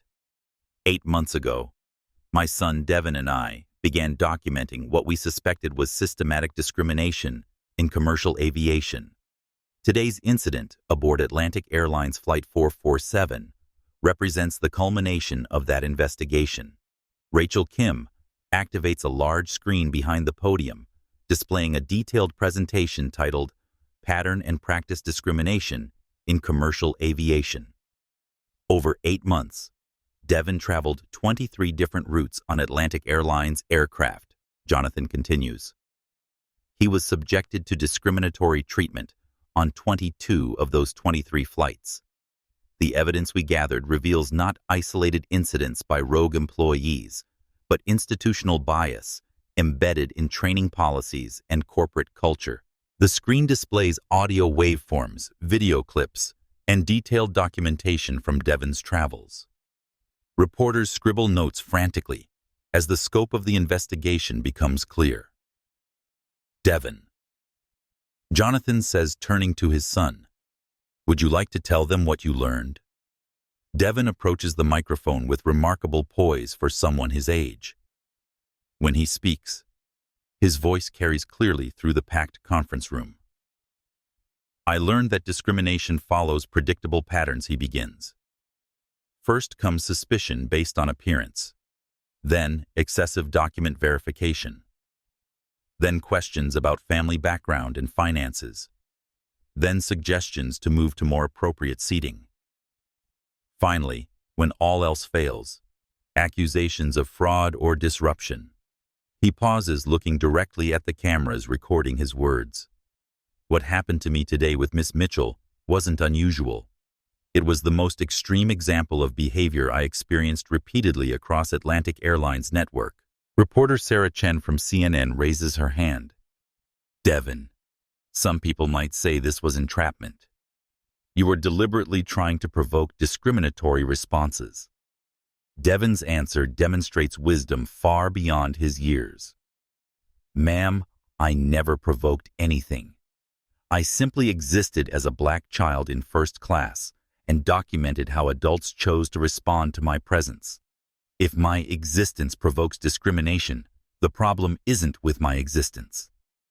The room erupts in murmurs of approval and scattered applause. Federal Prosecutor Maria Rodriguez steps to the microphone. "The Department of Justice has reviewed the evidence presented by Mr. Carter and his son. We will be opening a formal investigation into civil rights violations by Atlantic Airlines under Title VI of the Civil Rights Act."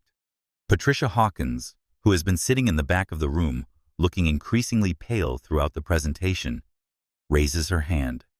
"Mr. Carter, Atlantic Airlines is prepared to cooperate fully with any investigation and implement immediate reforms." Ms. Hawkins' Jonathan interrupts. "Cooperation and reform are expected, not negotiated. You don't get credit for addressing discrimination after you've been caught practicing it systematically for years." Rachel Kim advances the presentation to a slide titled Immediate Consequences. The list is extensive and devastating.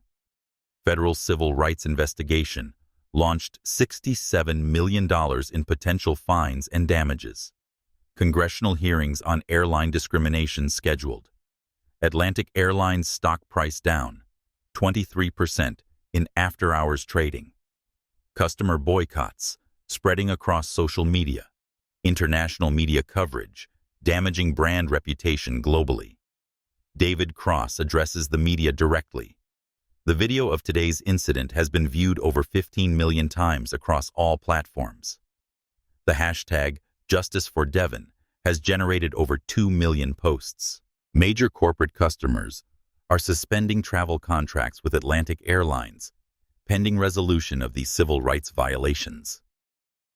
Dr. Patterson, the federal judge, who witnessed Devon's treatment firsthand, approaches the microphone. I want the media and the public to understand something about what I observed today. This child conducted himself with more dignity and wisdom than most adults I see in my courtroom. The contrast between his grace and the airline employee's prejudice was so stark that it revealed the true nature of institutional discrimination. Professor Barnes joins him at the microphone. As an educator who spent 40 years working with young people, I can tell you that Devon Carter is an exceptional individual. But more importantly, every child deserves to be treated with the respect and dignity he was denied today. Marcus Webb, whose viral video started the social media explosion, addresses the crowd. I've been traveling for business for 20 years, and I've never seen anything like what happened to this kid today. But watching him handle it with such composure and intelligence, that's the real story here. He turned discrimination into a teaching moment for the entire country. Jonathan returns to the podium for his closing statement, and his voice carries the weight of someone announcing historic change. Today marks the launch of the Devon Carter Foundation for Transportation Equality. We will provide legal representation for discrimination victims, conduct oversight of airline practices, and advocate for federal legislation strengthening passenger rights. He pauses, looking at his son with unmistakable pride. We will also be implementing new policies across all Meridian Holdings transportation investments, including Atlantic Airlines. Mandatory bias training for all customer-facing employees. Independent oversight of discrimination complaints. Financial penalties for verified bias incidents. Public reporting of all discrimination allegations and their resolution. Rachel Kim adds the legal framework. Additionally, we're filing a class action lawsuit on behalf of all passengers who experienced similar discrimination. The evidence we've gathered suggests this pattern extends far beyond Atlantic Airlines to the entire commercial aviation industry. A reporter from the Washington Post raises her hand. Mr. Carter, what do you want people to learn from your son's experience? Jonathan looks at Devon, who nods and approaches the microphone one final time. I want people to learn that dignity isn't negotiable. Devon says, his young voice carrying remarkable authority. Whether you're 11 or 71, whether you're flying first class or economy, whether you're black or white or any other race, you deserve to be treated as a human being worthy of respect. He looks directly into the cameras. But I also want people to learn that change doesn't happen by hoping things get better. Change happens when you document problems, build evidence, and force accountability. My father taught me that courage without strategy is just anger, but strategy without courage is just planning. You need both to actually change systems. The press conference concludes with thunderous applause, but the real impact extends far beyond the conference room. Within hours, the story dominates news cycles across multiple countries. Civil rights organizations announce support for the Devon Carter Foundation. Other airlines begin reviewing their own policies preemptively. Congressional leaders call for comprehensive airline discrimination reform. Meanwhile, in a small apartment across town, Sarah Mitchell sits alone, watching the press conference on television, finally understanding the full magnitude of what her prejudice has unleashed. Her phone rings constantly with calls from reporters, attorneys, and former colleagues, but she doesn't answer. Instead, she watches an 11-year-old boy demonstrate the kind of grace, wisdom, and moral courage that she failed to show in her moment of testing. And for the first time since the incident began, Sarah Mitchell starts to understand not just what she did, but who she revealed herself to be, and who she might still choose to become. The transformation has begun, but the real work of change is just getting started. The aftermath of the press conference unfolds with the speed and intensity of a major news event in the digital age. Within 6 hours of Devon Carter's appearance before the cameras, the story has transcended aviation industry news to become a cultural phenomenon that forces America to confront its ongoing struggles with institutional racism. Atlantic Airlines headquarters in downtown Chicago becomes the epicenter of corporate crisis management as executives work through the night trying to contain damage that has already spread far beyond their ability to control. CEO Jennifer Morrison, who learned about the incident while attending a board meeting in London, catches the first available flight back to the United States to oversee damage control efforts that may be too little too late. The numbers tell the story of a company in freefall stock price, down 27%, in extended trading, over $2 billion in market capitalization, wiped out in a single day. Social media sentiment analysis showing 94% negative public perception, and corporate travel contracts worth $150 million suspended pending investigation results. In the federal building downtown, prosecutor Maria Rodriguez works with a team of civil rights attorneys reviewing the evidence provided by Jonathan and Devon Carter. The documentation is comprehensive, professional, and devastating. 22 incidents of discriminatory treatment across 8 months, each one carefully recorded and legally authenticated. I've been prosecuting civil rights cases for 15 years, Rodriguez tells her team, and I've never seen evidence this systematic and well documented. This isn't a case about one bad employee. This is institutional discrimination with a paper trail. Her colleague, Assistant U.S. Attorney David Kim, reviews audio files from Devon's hidden recording equipment. The Mitchell incident is the most egregious, but there's a clear pattern across multiple crew members, multiple routes, multiple months. They're going to have a very difficult time claiming this was isolated misconduct. Meanwhile, at the Devon Carter Foundation's hastily established offices donated by a sympathetic real estate developer, who was moved by Devon's story attorney, Rachel Kim, coordinates with civil rights organizations across the country. Phone lines ring constantly, with calls from other families reporting similar experiences, media requests for interviews, and offers of support from corporations eager to distance themselves from Atlantic Airlines' discriminatory practices. We've received over 400 discrimination reports in the past 6 hours, Rachel tells Jonathan during an emergency strategy meeting. Not just from Atlantic Airlines, but from across the industry. Devon's courage has opened floodgates. Professor Barnes arrives at the foundation offices with a box of files. I've been in touch with the NAACP, the Urban League, and several education advocacy groups. They all have records of similar incidents involving children and families. This is much bigger than one airline. Marcus Webb, whose viral video now has over 50 million views across platforms, joins the meeting via video conference from his home in Seattle. The social media response is unlike anything I've ever seen. Hashtag Justice for Devon is trending in 12 countries. People are sharing their own stories of discrimination, demanding accountability, calling for boycotts. But the most significant development comes from an unexpected source.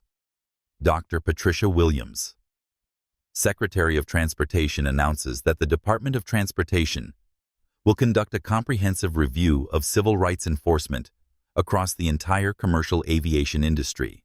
The evidence presented by the Carter family suggests systematic failures in civil rights protection that extend beyond a single airline, Secretary Williams announces at an emergency press conference.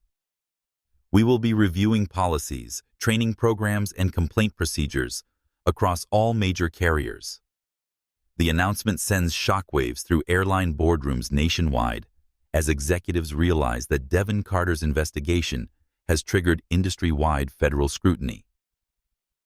In a quiet moment between the chaos of media interviews and legal meetings, Devon sits with his father in the foundation offices working on homework, the same calculus problems he was solving when Sarah Mitchell first approached his seat on Flight 447.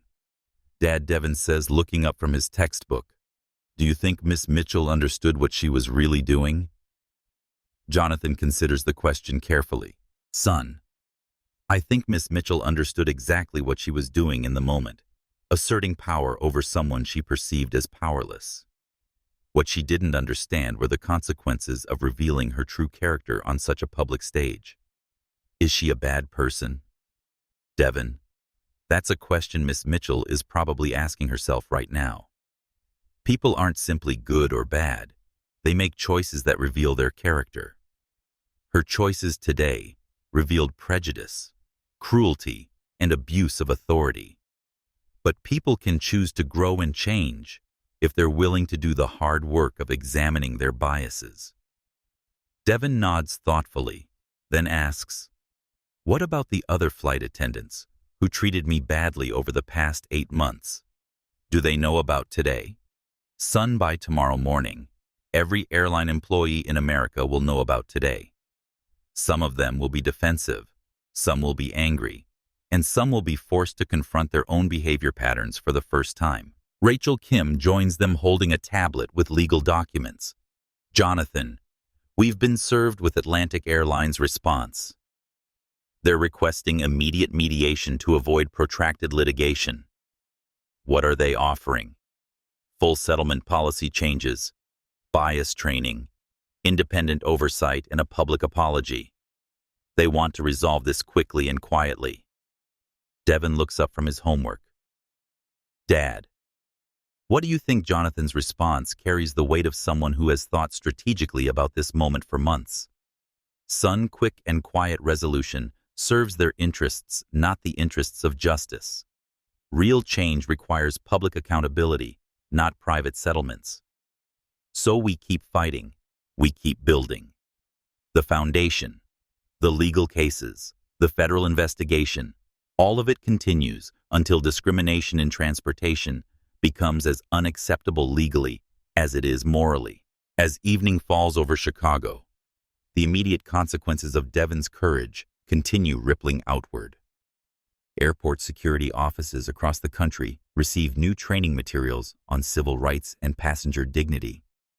Airline executives cancel weekend plans to attend emergency strategy meetings. Congressional staffers draft legislation strengthening passenger rights and discrimination enforcement.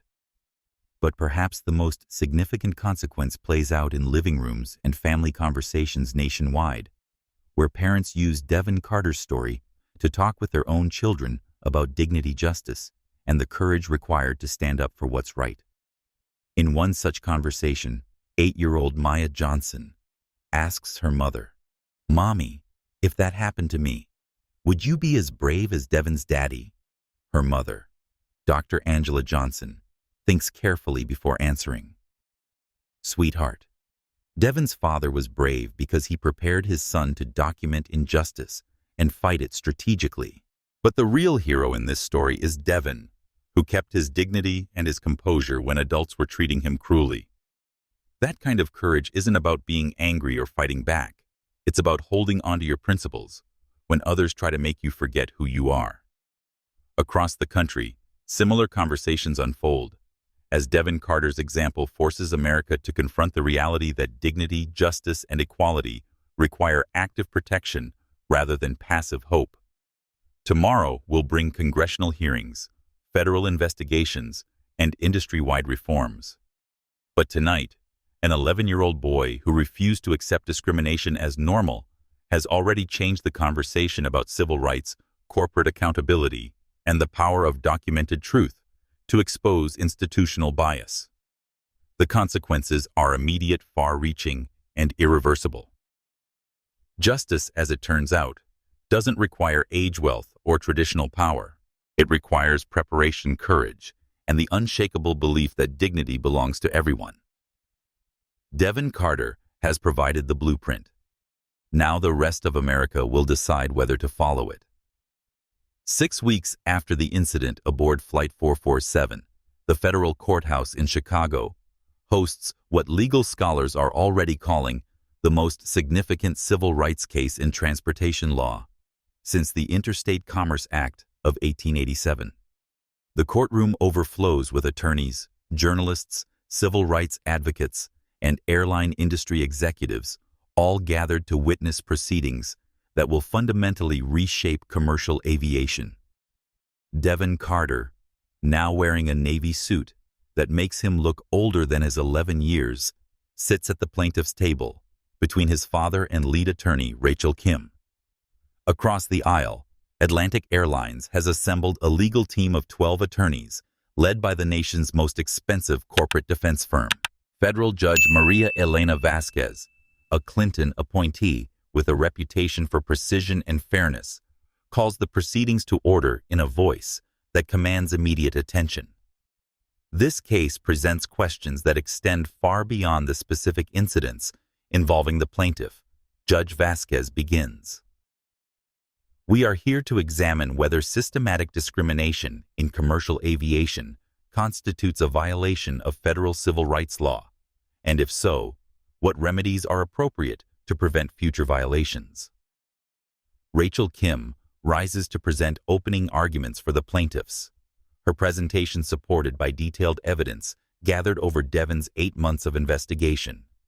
Your Honor, the evidence will show that Atlantic Airlines operated a systematic pattern of discrimination, targeting minority passengers, particularly children, through policies and training that encouraged profiling based on race, age, and perceived economic status. The courtroom falls silent as Rachel activates a large screen displaying audio waveforms, video clips, and statistical analysis from Devon's documented experiences. 22 incidents across 8 months involving 17 different crew members, documented with professional-grade recording equipment and corroborated by passenger witnesses. This wasn't isolated misconduct. This was institutional bias implemented through training, reinforced through corporate culture, and protected through complaint suppression. Atlantic Airlines lead counsel Margaret Stevens, from the prestigious firm of Worthington Hayes and Associates, presents a defense focused on individual employee actions rather than systematic company policies. Your Honor, Atlantic Airlines deeply regrets the inappropriate behavior of former employee Sarah Mitchell and other individuals who failed to meet our company's standards. However, the actions of individual employees, however regrettable, do not constitute evidence of systematic discrimination by our client. Judge Vasquez interrupts with sharp questioning. Ms. Stevens, how do you explain 22 separate incidents involving 17 different employees across 8 months? Are you suggesting this represents coincidental individual misconduct? Stevens struggles with an answer that doesn't acknowledge systematic bias while explaining the documented pattern.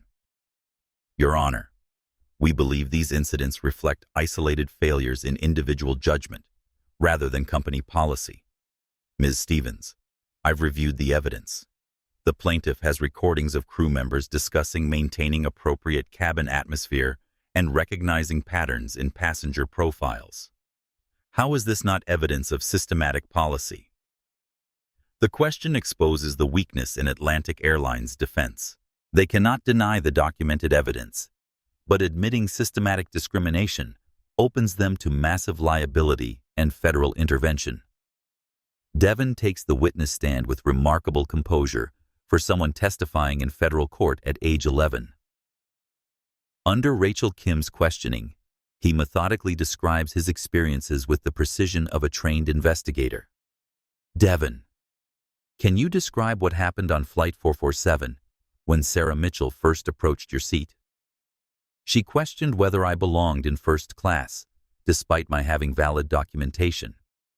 When I politely confirmed my right to the seat, she began a pattern of escalating scrutiny that I had experienced on 21 previous flights. And how did you document these interactions? Devon explains his recording equipment and methodology with technical precision that impresses even the defense attorneys.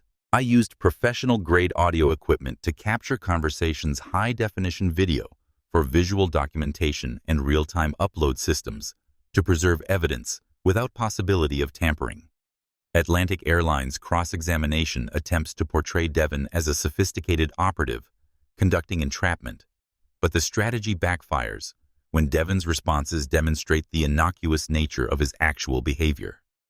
Defense attorney Stevens asks, "Isn't it true that you were deliberately trying to provoke discriminatory responses from airline personnel?" Devon's answer is devastating in its simplicity. "Ma'am, I was trying to fly from one city to another while black. If that provokes discrimination, the problem isn't with my behavior." Professor Barnes testifies as a character witness, describing Devon's composure and dignity during the Flight 447 incident. Dr. Patterson provides judicial perspective on the civil rights violations he witnessed. Marcus Webb's viral video is entered as evidence showing Sarah Mitchell's discriminatory behavior in real time. But the most damaging testimony comes from former Atlantic Airlines employees who describe the informal training and cultural messages that encouraged passenger profiling. Lisa Martinez, a former flight attendant who resigned in protest after the Devon Carter incident, testifies under oath about internal practices. "We were told to watch for passengers who seemed out of place in premium cabins," she explains. The language was coded, but the message was clear. If someone didn't look like they belonged in first class, we should find reasons to question their legitimacy. Another former employee, James Wilson, describes how discrimination complaints were systematically dismissed or suppressed to avoid negative performance metrics. Management made it clear that too many bias complaints would reflect poorly on our customer service ratings. We learned to code discrimination complaints as misunderstandings or communication issues to protect crew members and maintain statistics. The testimony reveals systematic discrimination protected through institutional policies designed to hide rather than address bias. Atlantic Airlines calls character witnesses for terminated employees and executives who claim company policies explicitly prohibited discrimination. However, their testimony crumbles under cross-examination, revealing the gap between written policies and actual practices.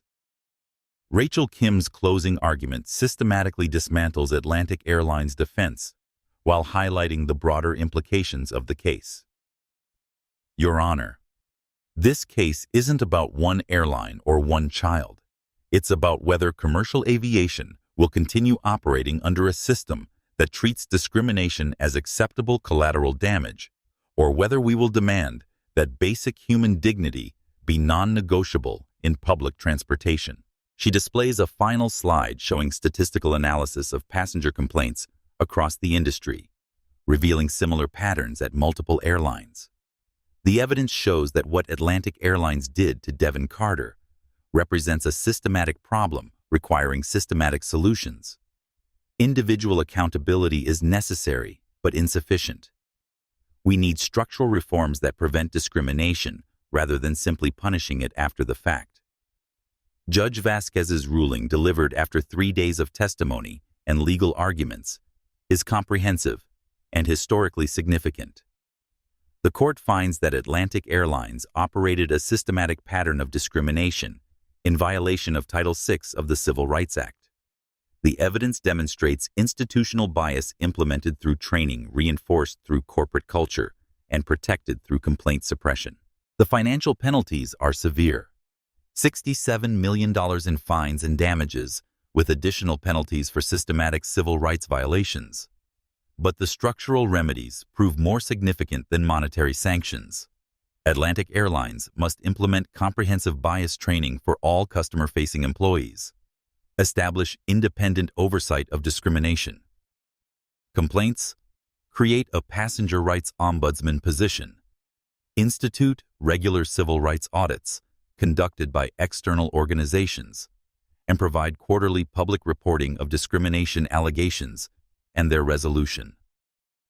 The ruling's broader impact extends across the commercial aviation industry, as other airlines scramble to implement similar reforms proactively rather than face federal investigation and litigation. Sarah Mitchell, who testified via video conference from a counseling center where she has been receiving treatment for racial bias, expresses genuine remorse for her actions. "I destroyed my career and hurt a child because of prejudices I didn't even realize I held," she tells the court. "Working with civil rights organizations over the past 6 weeks has forced me to confront biases that I spent 12 years denying existed. I can't undo what I did to Devon Carter, but I'm committed to ensuring other children never experience what I put him through." Judge Vasquez addresses Mitchell directly. "Ms. Mitchell, your testimony suggests genuine recognition of your harmful behavior. The court appreciates accountability, but accountability must be accompanied by meaningful change to have value." As the proceedings conclude, Devon approaches the microphone for a final statement that summarizes the case's broader significance. "Your Honor, this case was never about punishing Atlantic Airlines or Miss Mitchell specifically. It was about changing systems that allow discrimination to flourish through institutional protection and cultural acceptance." He looks directly at the cameras documenting the historic proceeding. "The real victory isn't the money or the penalties.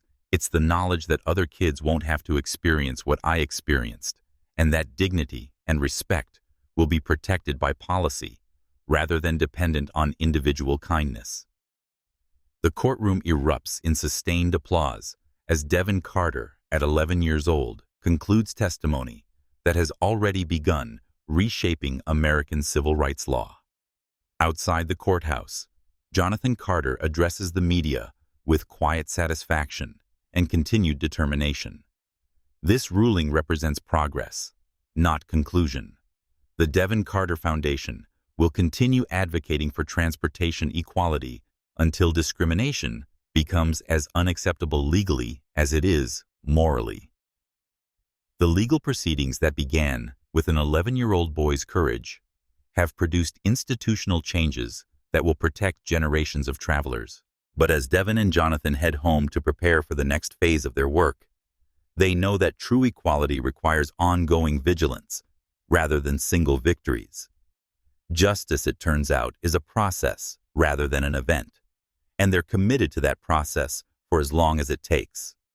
1 year after the incident that changed everything, Devon Carter, now 12 years old and several inches taller, boards Atlantic Airlines Flight 447 for the same Chicago to Boston route, where Sarah Mitchell's prejudice first revealed itself to the world. But everything else about the experience has been transformed beyond recognition. The gate agent, Maria Santos, greets him with professional warmth that carries no undertone of suspicion or skepticism. "Good morning, Mr. Carter. Welcome back to Atlantic Airlines. We're honored to have you traveling with us today."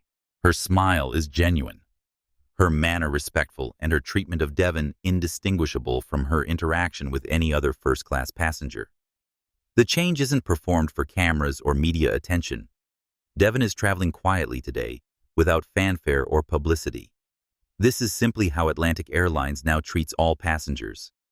As Devon settles into seat 2B, the same seat where his ordeal began, he notices the subtle but significant changes throughout the boarding process.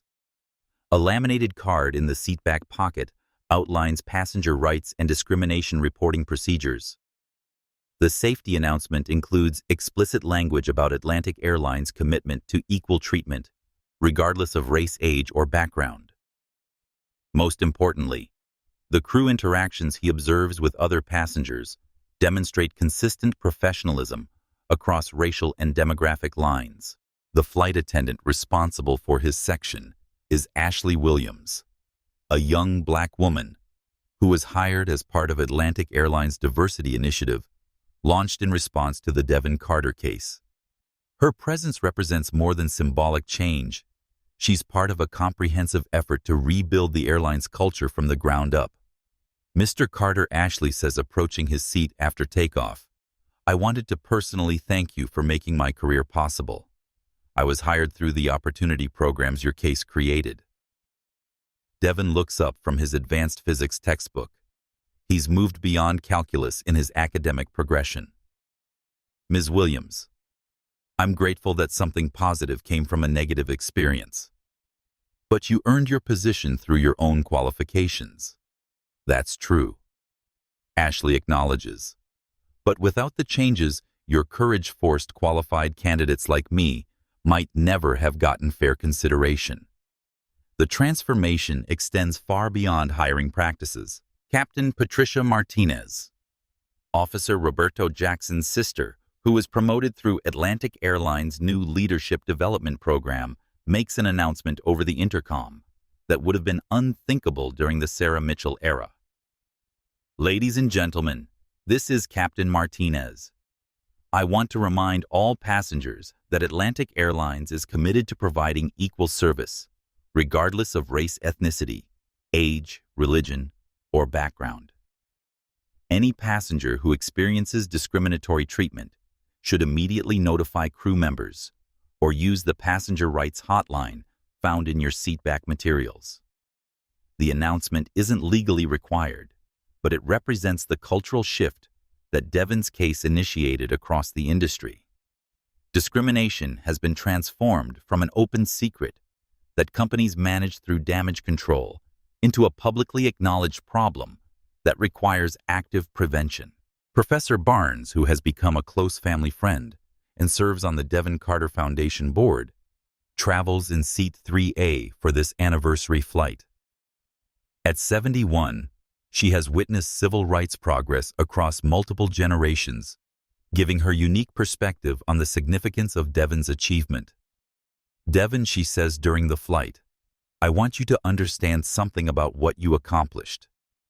I lived through the civil rights movement of the 1960s, and I can tell you that institutional change doesn't usually happen because of one person or one incident. It happens when the right person with the right evidence appears at the right moment in history. You think this was the right moment. I think you were the right person. Your father's strategic planning, your own courage and composure, the technology that allowed comprehensive documentation, the social media environment that spread your story globally. All of it came together to create change that might not have been possible even 5 years ago. The broader industry transformation has exceeded even Jonathan Carter's ambitious expectations. The Federal Aviation Administration now requires annual civil rights training for all airline personnel. The Department of Transportation publishes quarterly discrimination reports for public review. Congressional legislation has strengthened passenger rights and created financial penalties for systematic bias. More significantly, discrimination complaints across commercial aviation have dropped by 89% industry-wide, not because fewer incidents occur, but because systematic prevention programs address bias before it can manifest in passenger mistreatment. Marcus Webb, the businessman whose viral video launched the social media firestorm, joins the flight as a documentary filmmaker. He's producing a feature-length film about the Devon Carter case and its aftermath, funded by studios eager to associate themselves with civil rights progress. Devon Marcus explains your story has inspired similar investigations in other industries. Hotels, restaurants, retail families are using your documentation methods to expose discrimination in multiple sectors. The Devon Carter Foundation has expanded beyond transportation to address systematic bias wherever it occurs.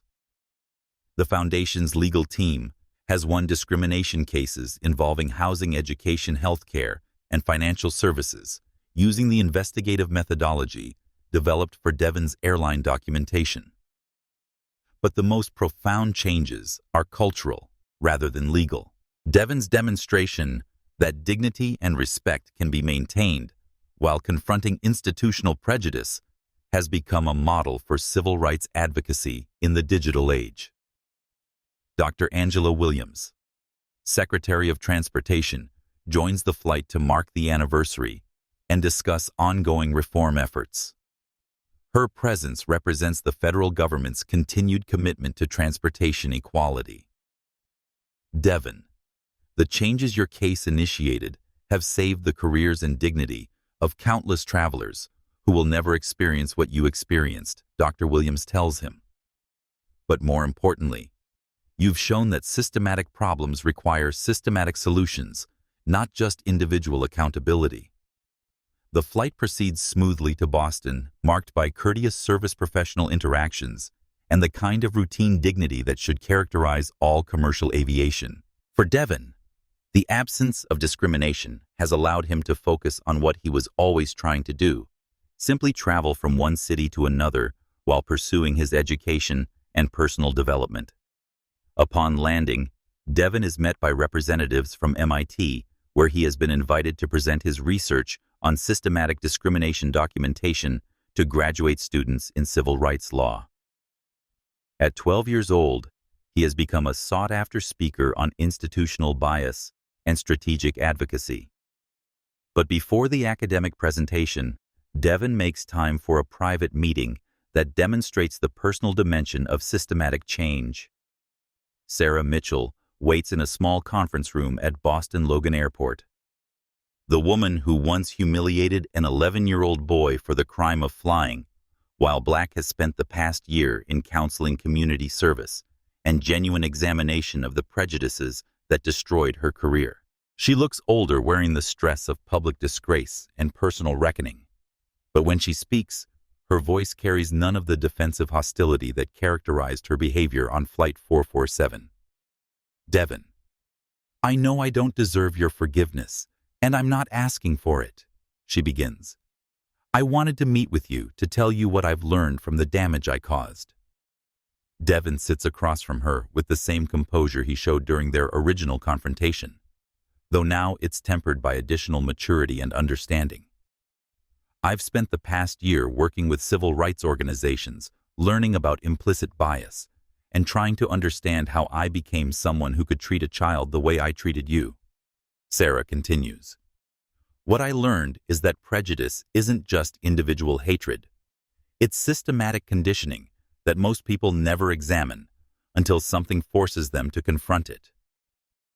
Miss Mitchell, I appreciate your willingness to do that examination. That's more than many people manage. Devon, I want you to know that your composure and dignity that day probably saved other children from experiencing what I put you through. When I saw the video of our interaction, I finally understood what I had become and what I needed to change. Sarah's transformation isn't complete, genuine bias. Reduction requires ongoing work rather than single revelations. But her recognition of systematic prejudice represents progress that benefits society beyond their individual interaction. I work now with airline training programs, helping them understand how discrimination actually manifests in customer service, she explains. I show your video to crews and executives, and I explain how my prejudices led me to justify treating you as less than human. It's painful, but it's necessary. Devon's response demonstrates the wisdom that has characterized his approach throughout this journey. Miss Mitchell, I'm grateful that my experience has become educational for others. That gives meaning to something that was originally just painful. As the meeting concludes, Sarah offers a final reflection that captures the broader significance of Devon's courage. You taught me that dignity isn't something people give you or take from you. It's something you choose to maintain regardless of how others behave. I lost my dignity that day by choosing prejudice over humanity. You kept yours by choosing grace over anger. Outside the airport, Devon rejoins his father for the drive to MIT. The anniversary flight has reminded them both how much has changed and how much work remains ahead. Dad, Devon asks, do you think the changes will last? Jonathan considers the question carefully. Son, systematic change lasts when it becomes institutionalized through policy training and cultural transformation. What we've accomplished creates structural protection that doesn't depend on individual goodwill. but vigilance is still required. Always. Equality isn't achieved once and maintained automatically. It requires ongoing attention, documentation, and accountability. Devon nods, understanding that his work has launched a movement rather than completed one. As they drive through Boston toward MIT, where a 12-year-old civil rights advocate will teach graduate students about strategic activism, both father and son know they've demonstrated something important. Systematic discrimination can be overcome through preparation, courage, and strategic documentation. The flight that began with humiliation has concluded with transformation. The system that once protected prejudice now prevents it. And an 11-year-old boy's refusal to accept discrimination as normal has become a blueprint for civil rights advocacy in the 21st century. The transformation is systematic, comprehensive, and irreversible. Justice, it turns out, can indeed be achieved one documented case at a time. 2 years after the incident that changed everything, Devon Carter stands before the United States House Committee on Transportation and Infrastructure, testifying about the landmark legislation that will bear his name. The Devon Carter Passenger Rights Act represents the most comprehensive civil rights protection in transportation history, transforming his personal experience of discrimination into systematic protection for all travelers. At 13, Devon has grown taller and more confident, but he retains the remarkable composure that first captured national attention when he faced Sarah Mitchell's prejudice with dignity and strategic thinking. Today he addresses Congress with the same measured wisdom that has made him one of the nation's most respected young advocates for civil rights. Chairman Rodriguez, Ranking Member Thompson. Members of the committee, Devon begins his voice carrying clearly through the packed hearing room 2 years ago. I was humiliated and removed from an aircraft for the crime of flying while black. Today, we have the opportunity to ensure that no child will ever again experience systematic discrimination in commercial transportation. The Devon Carter Passenger Rights Act, passed with overwhelming bipartisan support, establishes federal standards for bias, prevention, training, creates independent oversight of discrimination, complaints, institutes financial penalties for systematic civil rights violations, and requires public reporting of discrimination allegations and their resolution. But the legislation represents only the most visible aspect of Devon's broader impact on American society. The Devon Carter Foundation has documented and addressed discrimination cases across multiple industries, using the investigative methodology developed for airline documentation to expose bias in housing, education, healthcare, and financial services. Sarah Mitchell, who has spent 2 years working with civil rights organizations and bias prevention programs, watches the hearing from the gallery. Her transformation from perpetrator to educator represents the personal dimension of systematic change, demonstrating that people can choose growth over defensiveness when confronted with their own prejudices.